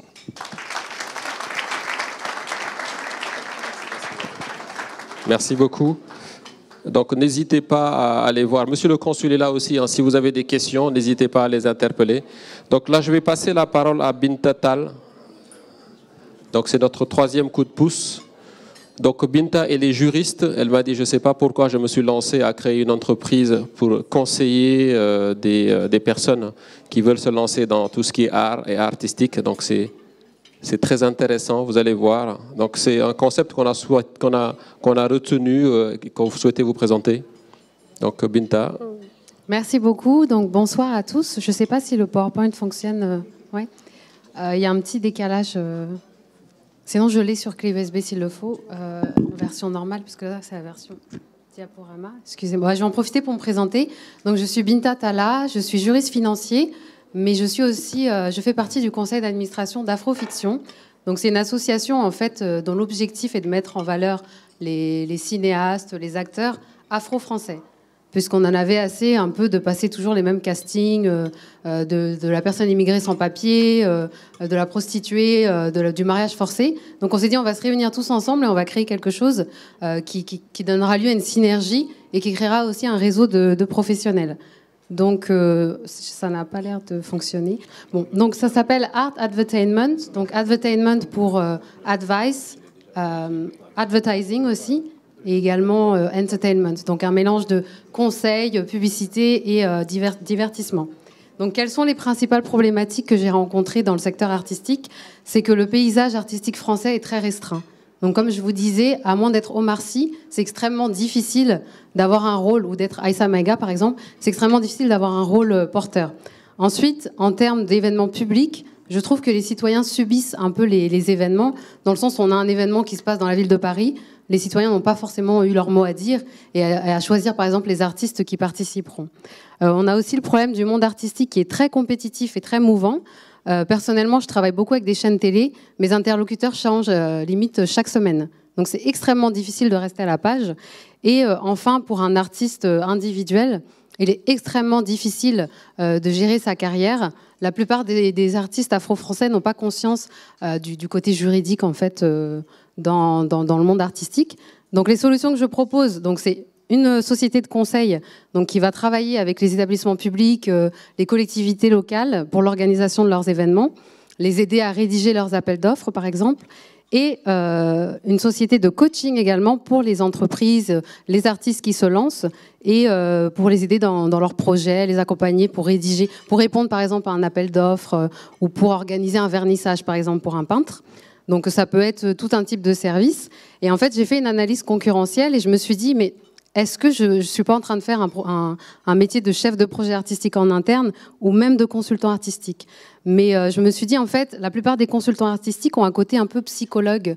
Ils accompagnent un peu les personnes sur la gestion du temps, sur leur psychologie, etc. Et moi, c'est vraiment un côté juridique, comment rédiger par exemple un contrat de franchise, préparer un kit de franchise, comment aborder et rédiger un appel d'offres pour répondre à un appel d'offres de la mairie. Et en fait, le lien entre les deux, la société de conseil et la société de coaching, en fait, c'est vraiment mettre en relation les artistes avec les mairies. Par exemple, je suis née au Havre et cette année, ce sont les 500 ans du Havre. Il n'y a aucun artiste noir. Et ça, je trouve ça inadmissible parce qu'au Havre, il y a une forte communauté sénégalaise. Donc l'objectif, c'est de mettre en relation ces entités pour que les gens se rencontrent. Les artistes ne savent pas qu'on peut utiliser des plateformes, donc des plateformes qui s'appellent, par exemple, en Ile-de-France, c'est Maximilien. Et en fait, moi, mon objectif, c'est vraiment de créer une plateforme qui mettra en avant tous les artistes et pas seulement les artistes blancs, mais les artistes issus de la diaspora, les artistes africains, les afro-australiens, les afro-canadiens. Enfin, c'est, comme je l'explique ici, en fait, c'est un réseau international. Donc, j'ai eu l'occasion de travailler avec des Canadiens qui sont réalisateurs, des Australiens qui sont top modèles, mais qui sont issus des diasporas des différents pays d'Afrique. Et en fait, je travaille aussi avec un réseau d'avocats, puisque la profession de juriste étant réglementée, il est important d'avoir des bons contacts juridiques qui seront capables de m'accompagner dans cette aventure. Et enfin, nouvelles technologies et communication innovante. Comme vous le savez, si on est un acteur de 2017, il faut avoir un beau site internet, il faut connaître un peu les nouvelles technologies et pouvoir proposer des projets innovants. Donc l'offre de service que je vous présente, elle est temporaire. Je suis encore en train de faire une étude de marché. Donc, pour ce qui est du conseil, pour l'instant, j'ai mis 800 € TTC par jour. Ça ressemble un peu aux prestations de conseil qu'on fait dans les banques de nos jours. Et 100 € par heure pour les artistes personnes physiques. Et un élément super important aussi, ce sont la culture et les valeurs en fait, que je souhaite véhiculer, notamment la créativité, la passion, c'est super important. Mais je veux allier la passion avec la performance financière. Parce qu'on le sait tous aujourd'hui, être artiste, c'est pas évident d'en vivre. Personnellement, je fais les deux à côté. Donc, l'important, c'est de pouvoir cumuler le tout et arriver à un sens du client. Alors, quel est rapidement le financement nécessaire? L'avantage, c'est qu'il n'y a pas besoin de beaucoup de fonds en avance pour lancer une société de conseil. Donc, d'abord, travailler sur l'identité visuelle, créer un site internet, faire un logo, 30% de déplacement. 15% de logiciels parce qu'on travaille beaucoup sur la communication digitale. Donc, c'est important d'être à jour, surtout au niveau des logiciels. Et 5% de formation, faire des formations de gestion de projet, d'administration, de projets culturels, etc. Parce que je suis juriste de formation. Donc, ça sera une reconversion professionnelle. Et quelle est la roadmap pour ce projet? C'est de pouvoir créer la société au 1er janvier 2018. Parce qu'en ce moment, en fait, je travaille en tant qu'auto-entrepreneur. Donc, je travaille, par exemple, sur la création d'un kit de franchise pour un concours de films que j'ai organisé pour une association.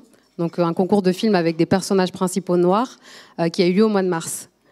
Voilà, donc si vous voulez avoir plus d'informations, vous pouvez me suivre sur les réseaux sociaux sous le username Binta, donc B-E-E-N, plus loin T-A. Voilà. Merci Binta, on peut l'applaudir. Hein.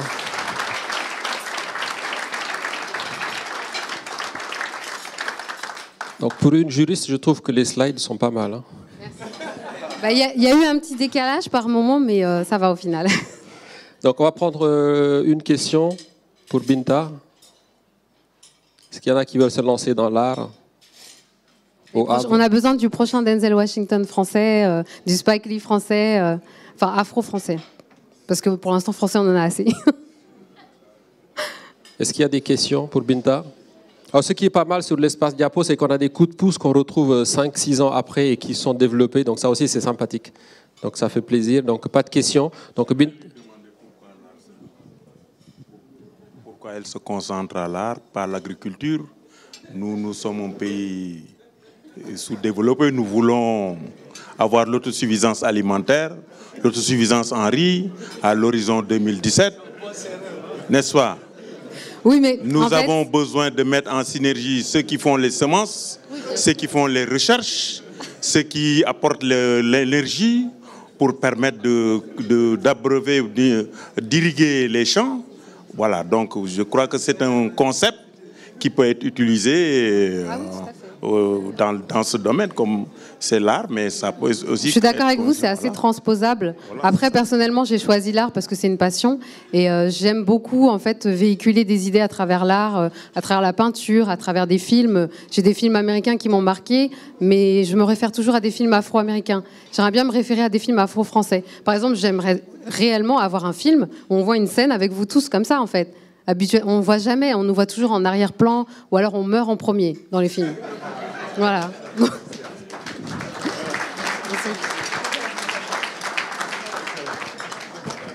Merci à tous. Merci Binta. Comme DiAfrica n'a pas eu le loisir de recevoir vos questions tout à l'heure, suite au changement de programme, nous allons lui redonner la parole et nous excusons auprès d'elle de l'avoir interrompue comme ça. Voilà. Donc DiAfrica est de retour. Oui, donc tu refais un petit speech de 30 secondes pour ceux qui sont arrivés en retard.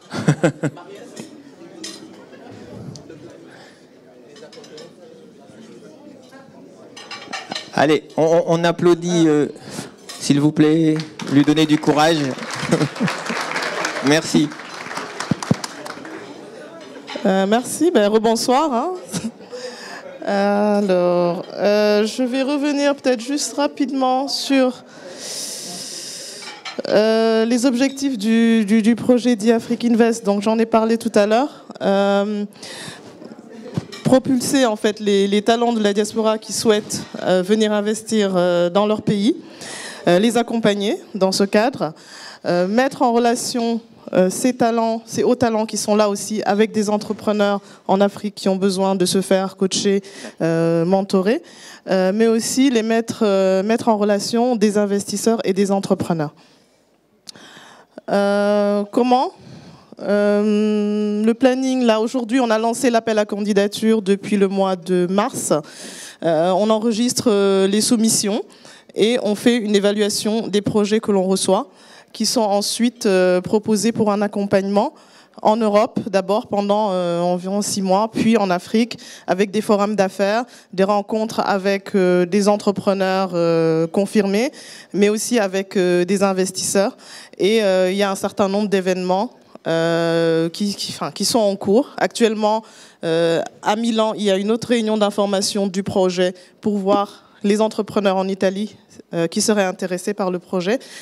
Le projet se déroule sur 3 ans, donc la fin c'est 2019 et à la fin il y aura un événement final qui se déroulera à Dakar, qui couronnera en fait le projet, sachant que dans ce projet on aura une 50aine de projets sur les 3 pays qui seront clairement accompagnés et éventuellement financés, et on aura aussi 45 projets ou en tout cas entrepreneurs du Sénégal qui devront être accompagnés par des hauts talents qui sont en Europe.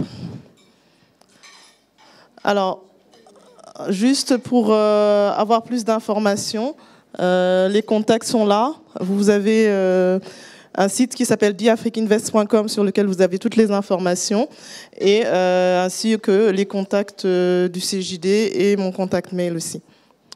Voilà, si vous avez des questions, je suis à votre disposition. Merci.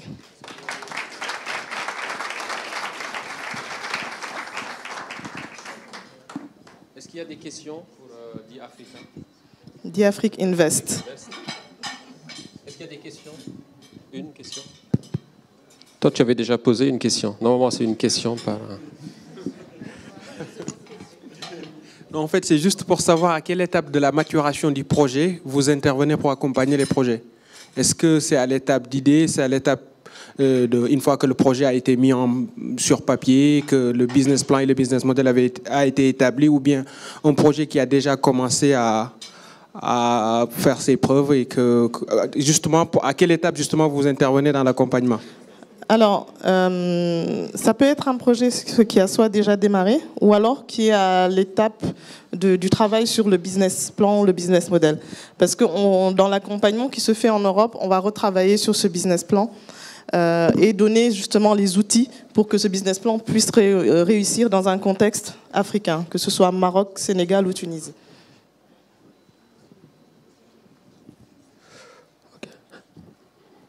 Donc merci beaucoup, on peut l'applaudir et on va passer à notre dernier... Donc on va passer à... Donc là, c'est pas un coup de pouce, c'est un zoom sur. Donc on va appeler Marina. Donc Marina, qui est une ancienne du comité de pilotage, donc elle connaît bien le dispositif. Et c'est là qu'elle va dépasser le temps imparti. Je vais essayer. Donc Marina est sur un projet très intéressant au Sénégal qu'elle va vous présenter. Je vais prendre la télé. Bonsoir à toutes et tous. Je vais prendre la télécommande. Merci. Je vais voir comment elle fonctionne. Pas bien. Depuis qu'ils ont changé le comité de pilotage. Mais c'est pas pour autant que je reviendrai. Donc il va falloir que vous vous améliorez sans moi. Alors, je vais vous parler ce soir d'International Staffing Company, qui est un cabinet de management en ressources humaines, qui a été créé en 2009 par Amilo Schneider, précédemment DRH chez Wärtsilä et Philip Morris. Notre mission, c'est apporter notre expertise et notre savoir-faire en accompagnant nos clients dans le processus de recrutement et des suivis RH. Notre vision, c'est Objectif 2020, devenir les leaders sur le marché du recrutement. Grâce à qui? Grâce à vous. Parce que vous allez tous rentrer. Alors, le groupe ISC, on a donc plusieurs business units. Les trois principales, c'est la gestion RH, c'est le RH 2.0 en mode SaaS. Alors, de quoi il s'agit? C'est un logiciel en mode SaaS qui permet donc de gérer sa GRH, la gestion des ressources humaines et la paye. La mise à disposition donc de personnel, l'intérim, et le recrutement et le conseil en management. On est également l'un des 2 cabinets à Dakar, opérateur de l'OFI, l'Office français de l'immigration et de l'intégration, et nous agissons sur le volet du dispositif du retour par l'emploi, parce que l'OFI a mis en place plusieurs dispositifs, mais nous, on agit sur le retour à l'emploi. Et si vous voulez en savoir un petit peu plus, on pourra en discuter au moment du network. Alors, comment est constitué ISC? Alors, c'est la boss Amilo Schneider, donc anciennement DRH, c'est Wärtsilä, comme je vous l'ai dit. Ousmane, qui lui est OP Quali, donc opération terrain, c'est lui qui gère toute la partie intérim et la qualité. Le pôle RH, les HRBP, avec Hussein Olo qui manage, et la partie sales que je pilote. Voilà, donc moi je suis responsable du pôle BD, Business Development. ISC en chiffres, nous sommes 32 collaborateurs expérimentés et formés. Donc quand je dis 32 collaborateurs, c'est en interne, ce ne sont pas des intérimaires, hein. Nous sommes au sein du cabinet 32. 400 intérimaires qualifiés mis à disposition pour le compte de nos clients. 600 recrutements à tout niveau de responsabilité et tout secteur d'activité. Je ne sais pas si derrière on me voit, mais bon, je n'ai pas trop le choix en fait. Donc je reste là. Plus de 20 000 CV sur notre plateforme qui s'appelle Job 221. Un taux de réussite de recrutement de 100%. Et on accompagne aujourd'hui en placement ou en intérim 60 multinationales et pour le moment, malheureusement, 6 entreprises locales. Mais ça va changer. Les secteurs d'activité qui recrutent, parce que bon, c'est quand même ce qui nous intéresse aujourd'hui. Je ne vous fais pas une vente, mais je vous invite vivement à revenir. Donc, je vais quand même vous parler de ceux qui recrutent. En 2014, donc, personne ne...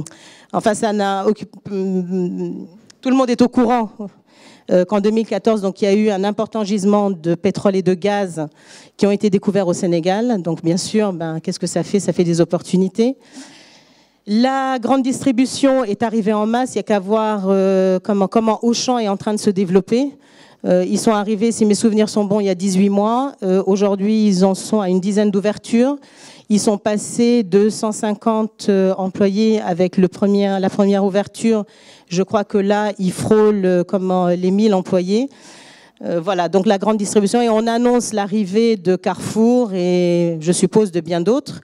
Le bâtiment et les travaux publics, donc plusieurs réalisations en cours, le rallongement de l'autoroute à péage, le TER, notre fameux TGV qui arrive, 2 nouveaux hôpitaux, la construction de CD City Diamnadio, qui là devient, enfin c'est tout le pôle urbain de Diamnadio. Le transport et le tourisme, là également, plusieurs projets d'hôtels sont en cours, très haut standing. Donc généralement, quand on voit ce type d'infrastructure arriver, c'est qu'on a la clientèle qui va avec. Donc Hyatt, Mercure, le Sheraton. Et puis bien sûr, la prochaine fois que vous arriverez à Dakar, enfin j'espère que vous viendrez peut-être un petit peu avant, on va dire la prochaine de la prochaine, et ben vous arriverez peut-être à IBD puisqu'on annonce son ouverture pour décembre 2017. Les opportunités, bien sûr, ça n'a échappé à personne. Le pétrole et le gaz, donc il y a quand même l'installation d'une trentaine aujourd'hui de sociétés pétrolières, plusieurs projets de centrales solaires en cours, sont déjà clients d'ISC des enseignes comme Puma, Oryx, Total, Olivia, Vivo. Et sur les sociétés d'exploitation, on accompagne Kern et Cosmos. En cours, donc les hôpitaux dont je vous ai parlé, le port de Saint-Louis, le terminal d'hydrocarbures, la cité de Diamnadio, le projet TERR, le prolongement de l'autoroute. Et sur ce volet-là, nous collaborons avec Eiffage, la Sénac et Kamatsu. Auchan continue son déploiement et annonce l'arrivée de Carrefour. Et là-dessus, nous travaillons sur la partie grande distrib. On accompagne Samsung, Ericsson, Decathlon, Auchan, pour ne citer que. Le slide d'après, si ma mémoire est bonne, vous verrez la cartographie de toutes les sociétés que nous accompagnons.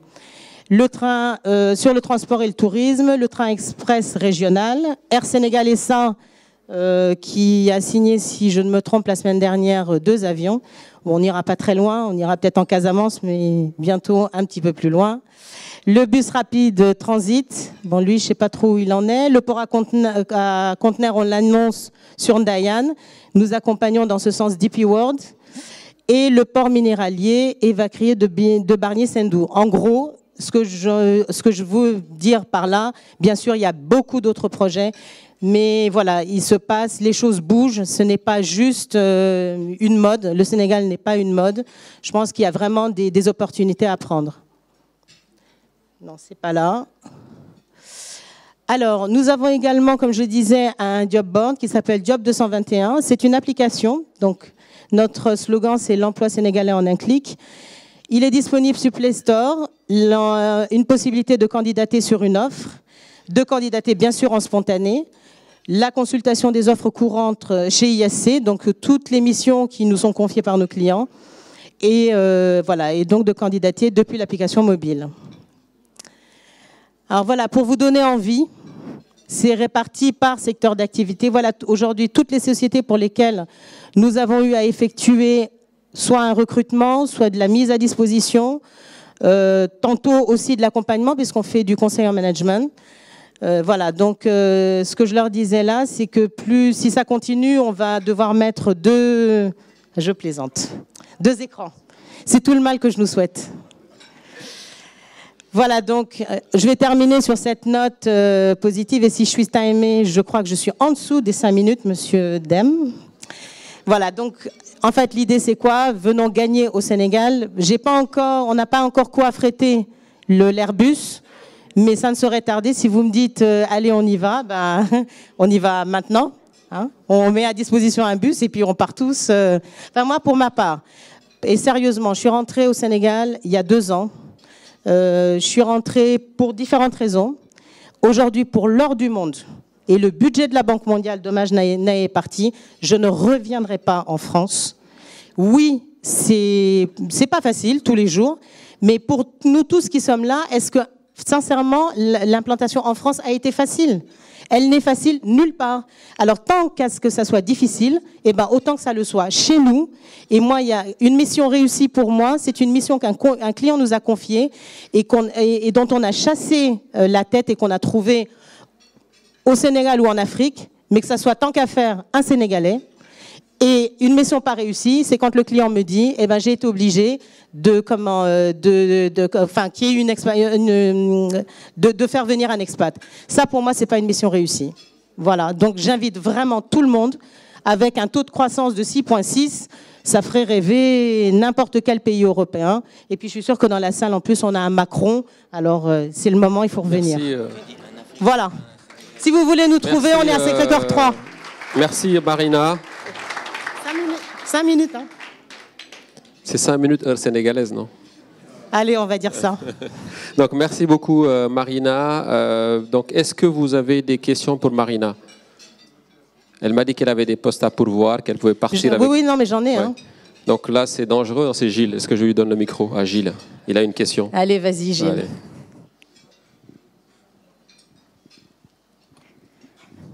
Merci pour cette présentation éloquente, Mariana. En termes de management d'intérim, vous pourvoyez à quel poste?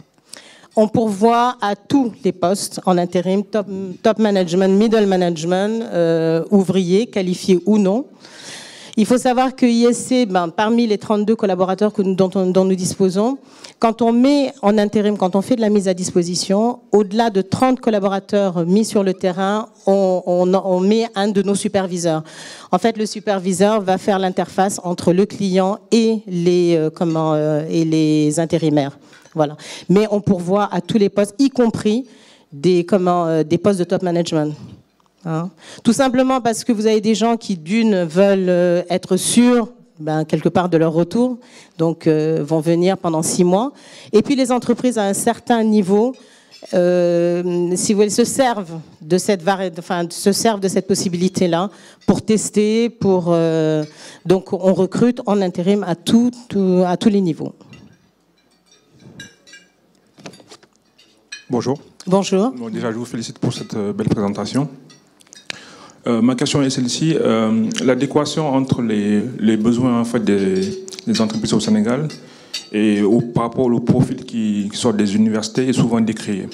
Quelle est votre analyse par rapport à cela? Alors, on a un rôle de conseil. Fatalement, on est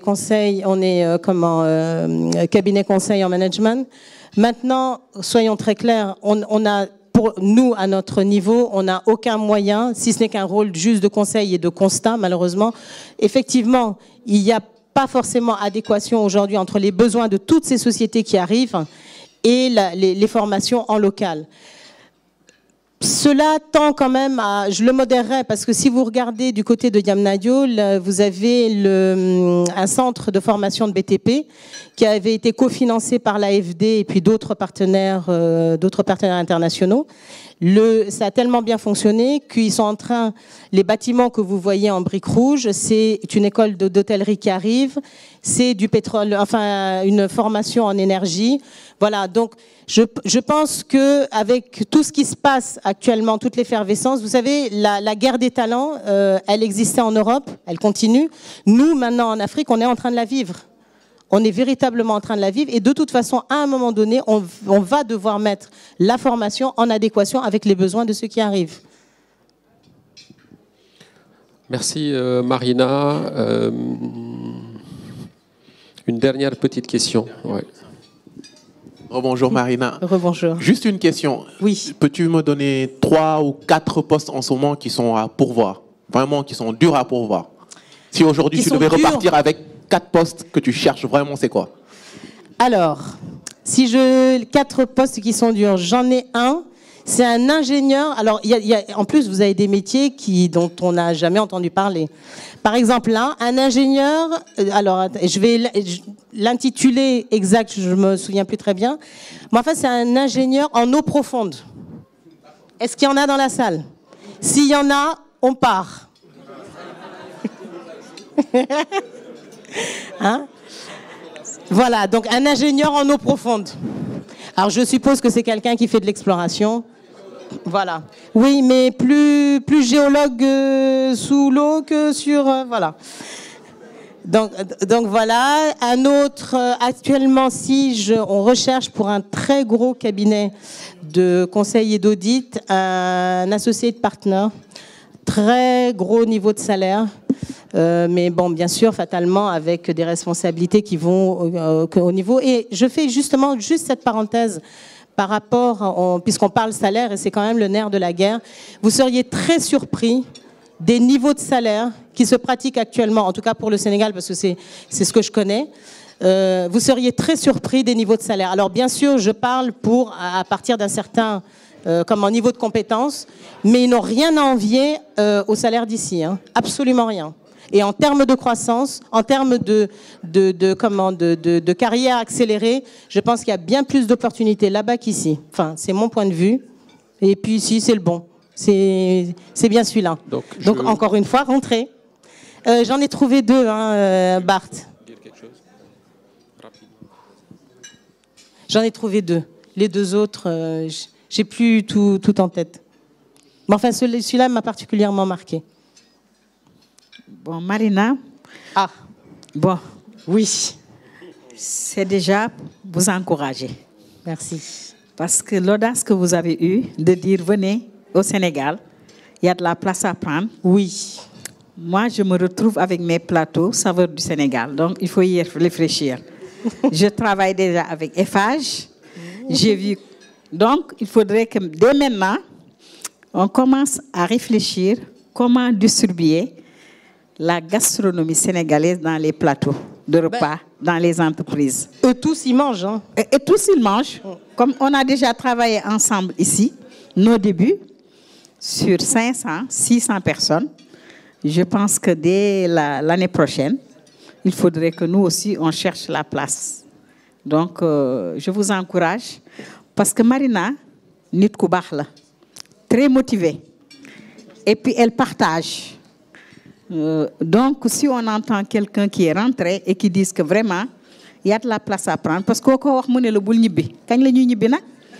qu'on se prépare pour faire le Sénégal. En tout cas, merci à toutes et tous. Tu peux rester. Alors, on va juste prendre 1 minute, parce qu'il y a une dernière question depuis tout à l'heure. Le consul voulait poser une question. Ah, justement, monsieur le consul a une annonce à vous faire, je crois. Non, c'est un témoignage d'abord et puis une petite question derrière. J'ai bien franchement aimé votre intervention parce que vous êtes une Sénégalaise qui a vécu à l'étranger. Souvent, nos politiques font des appels des pieds, rentrer, rentrer. Et vous êtes un exemple vraiment vivant de ce qu'on appelle retour des compétences, mais tout simplement retour vers son pays. Les pays sont en compétition. On a besoin de compétences.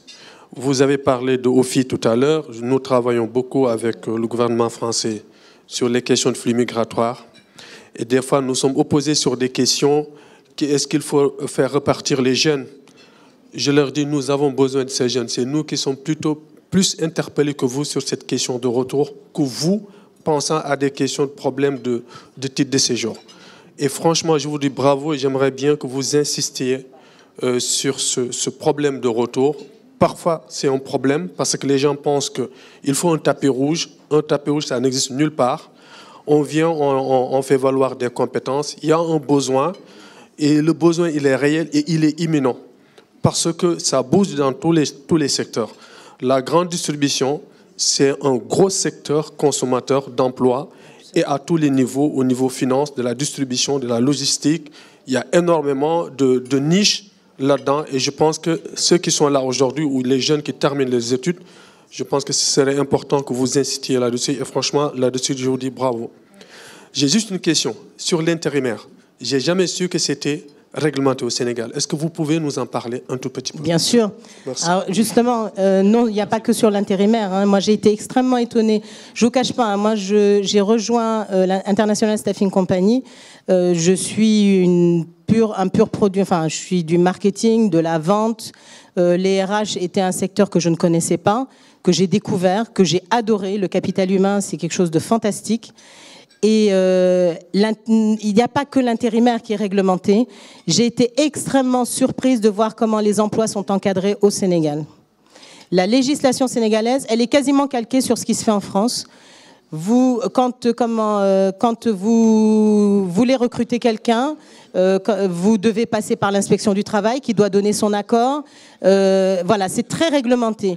Alors, concernant l'intérim, plus spécifiquement, c'est d'autant plus... Alors, il y a deux choses. La première chose, c'est sur la durée. Ce sont 2 contrats de maximum 2 ans que vous pouvez utiliser pour l'intérim. Vous ne pouvez pas aller au-delà. Un client vous confie une première mission et vous dit, voilà, je vais prendre un intérimaire sur 6 mois. S'il veut renouveler, il a un nouveau mandat de 2 ans, mais il ne pourra pas aller au-delà. Au-delà, il est obligé d'intégrer. Il intègre au sein de ses équipes. Et c'est pour ça que vous avez vu 600 recrutés. C'est parce que beaucoup de nos anciens intérimaires ont regagné les équipes à l'issue de leur contrat. Ça, c'est une première chose. La deuxième chose au niveau de l'intérim, et ça, c'est capital, les cabinets d'intérim. Le client qui va vous confier une mission d'intérim est solidairement responsable juridiquement de tout ce qui se passe. Je m'explique. Aujourd'hui, Total, je fais une mission d'intérim pour Total. Le ISC disparaît. C'est Total qui est responsable au niveau des cotisations, au niveau de la fiscalité, au niveau de l'imposition. Total est co-responsable avec les intérims. En clair, ça veut dire quoi? S'il y a des chefs d'entreprise ici qui font appel, qui font de l'intérim au Sénégal, faites très attention au choix de vos du cabinet, parce que si demain il met la clé sous la porte, l'État se retournera contre vous et les salariés, encore une fois, sont très, très protégés. Marina, est-ce que tu peux répondre en 1 minute à une dernière question? Bien sûr. Une dernière question donc, concernant le digital. On sait que l'avenir est aujourd'hui bouleversé par l'arrivée du digital. 3/4 des métiers qui vont arriver dans les 15-20 prochaines années ne sont pas connus aujourd'hui. Comment un cabinet de recrutement comme vous, qui s'installe sur le marché africain avec des besoins qui sont nouveaux, comment faites-vous face à ces besoins pour anticiper ces besoins en termes de compétences? Pour être très honnête, si vous regardez un petit peu le mapping des sociétés que nous accompagnons, en fait, on répond à un besoin, c'est-à-dire que le client a des besoins et on va remplir la mission de chasse de tête, de recrutement ou d'intérim, peu importe. Mais c'est pas, on n'a pas encore, on va pas être proactif, on ne peut pas d'abord répondre à tous les besoins. Si vous regardez par exemple l'hôtellerie est très peu représentée. Pourquoi? Parce que jusqu'à il y a encore, on n'est même pas encore complètement sorti, mais jusqu'à encore 1 an, l'hôtellerie au Sénégal était sinistrée. Donc forcément, qui dit sinistré, pas d'embauche, pas de mission, vous n'êtes pas sur le tableau. Demain, s'il s'avère que, effectivement, les IT, c'est pas vraiment notre cœur de métier. Nous, on est plus spécialisé profil technique. Donc, on accompagne toutes les grandes entreprises du BTP, du BTP, des mines. On est plus reconnu pour ça. Mais par exemple, là, on vient d'aborder au sein du cabinet toute la partie, parce qu'on est sectorisé. Et sur la sectorisation, on rentrait dans la période du hôtellerie et tourisme. J'ai eu à rencontrer Pierre Mbao, Ngoné au Terroubi, et ils vous disent qu'ils ont un vrai déficit de personnel. Mais malheureusement, nous, les cabinets, à moins de faire des cabinets qui sont spécialisés, comme ce que vous voyez, ce qu'on voit un petit peu aussi en Europe, de se dire on monte un cabinet qui se spécialise sur les métiers de l'hôtellerie. Mais pour ça, si vous ne pouvez pas investir vous ne pouvez pas investir sur une niche si vous ne savez pas demain si le marché sera porteur.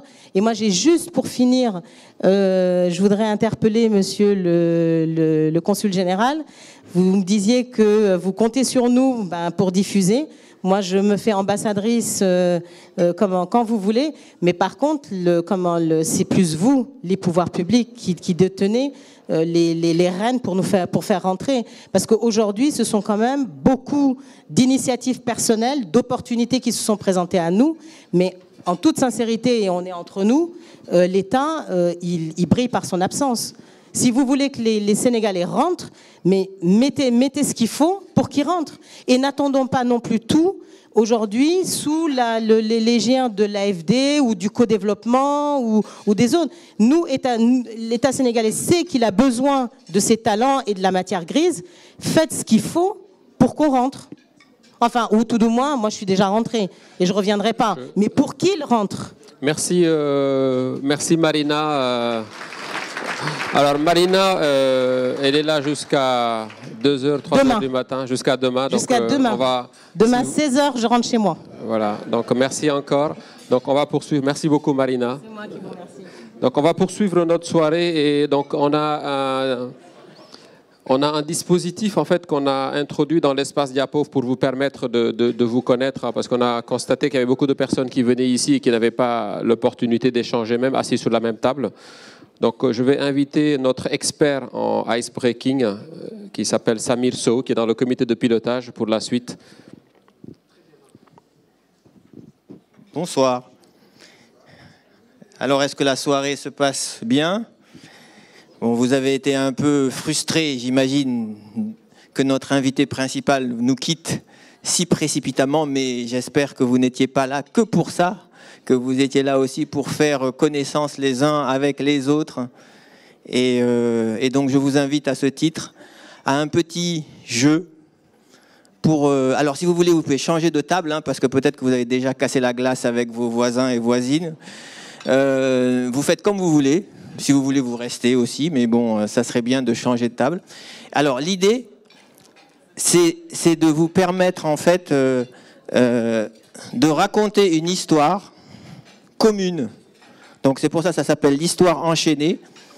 Alors, il faut déjà que je sache comment la technologie marche, parce que moi, je suis un néandertalien. Donc, monsieur technique, s'il vous plaît. Donc, vous avez sur votre table normalement des petits post-it. Donc, si les gens qui ont des stylos qui n'en ont pas pourront me solliciter. L'idée, c'est qu'il y ait un chef, quelqu'un qui commence à raconter une histoire. Alors, ça peut être une histoire du domaine privé, mais courte, bien sûr. On va éviter de faire comme Marina là, pendant la présentation. Mais donc, une histoire courte. Et à partir de ce point de départ, une personne suivante va prendre le relais et s'appuyer soit sur le thème de son histoire ou un mot dans son histoire pour raconter à son tour une autre histoire. Et on va comme ça enchaîner. Pendant 30 minutes, vous allez construire une histoire et les petits post-it vont vous permettre en fait de rédiger votre petit bout d'histoire et de les mettre les unes après les autres. Et la table qui construira bon, bien sûr, vous pouvez le faire 3-4 fois le tour, qui construira la chaîne la plus longue, ben, ce sera la table qui aura le privilège de raconter son histoire. Alors, je ne sais pas si tout le monde a vu les têtes que vous faites. Je pense que je n'ai pas été très clair. Donc, je vais donner un exemple. Donc, un exemple. Le premier jour commence. Un jour, je me suis trouvé à la rue devant chez moi car la porte s'est refermée. J'ai passé la journée complète au café. Le joueur suivant dit « Je suis accro au café. Je peux en boire 5 par jour, même si j'ai une insomnie ensuite. » Le troisième dit « Je ne dors pas la nuit parce que je joue sur la console de jeu jusqu'au petit matin, etc. etc. » Vous avez compris, c'est très simple le principe. Donc, construisez l'histoire que vous voulez et celui qui aura construit la plus longue aura le loisir de la présenter à la salle. Ça va, c'est clair maintenant ou je recommence encore? Non, ça vous intéresse pas, ça vous inspire pas? Oui, bien sûr, c'est par table. Voilà, donc c'est parti. Vous avez 30 minutes et que le meilleur gagne. Si c'est pas clair, je peux repasser. Hein, oui. Allez, donc vous êtes le chef de table ici? Oui. Super. Alors, quelle histoire allez-vous nous raconter? L'histoire de mon dîner ce soir. Qui est... Super, super, c'est une belle histoire. Allez-y, c'est parti. Qui est le chef de table ici? Qui commence? Qui commence? Ah non, mais bon, je vais tirer au sort. Voilà, c'est vous. C'est parti. Allez, vous commencez l'histoire. Une petite histoire. Ici, il faut peut-être aller vers des tables. Non, ils sont partis, ils reviennent. Alors, qui est le chef là? Il faut que... Ah non, elle doit rester. Penda, assise. Ça y est, c'est parti. Là, on est en pleine organisation, je vois. Non, mais il faut commencer hein, maintenant. L'organisation, c'est une chose. L'action, c'est mieux. À cette table, est-ce que... Ah, il y en a qui n'ont pas été servis à temps, donc... Ah ben, il faut la noter. Hein.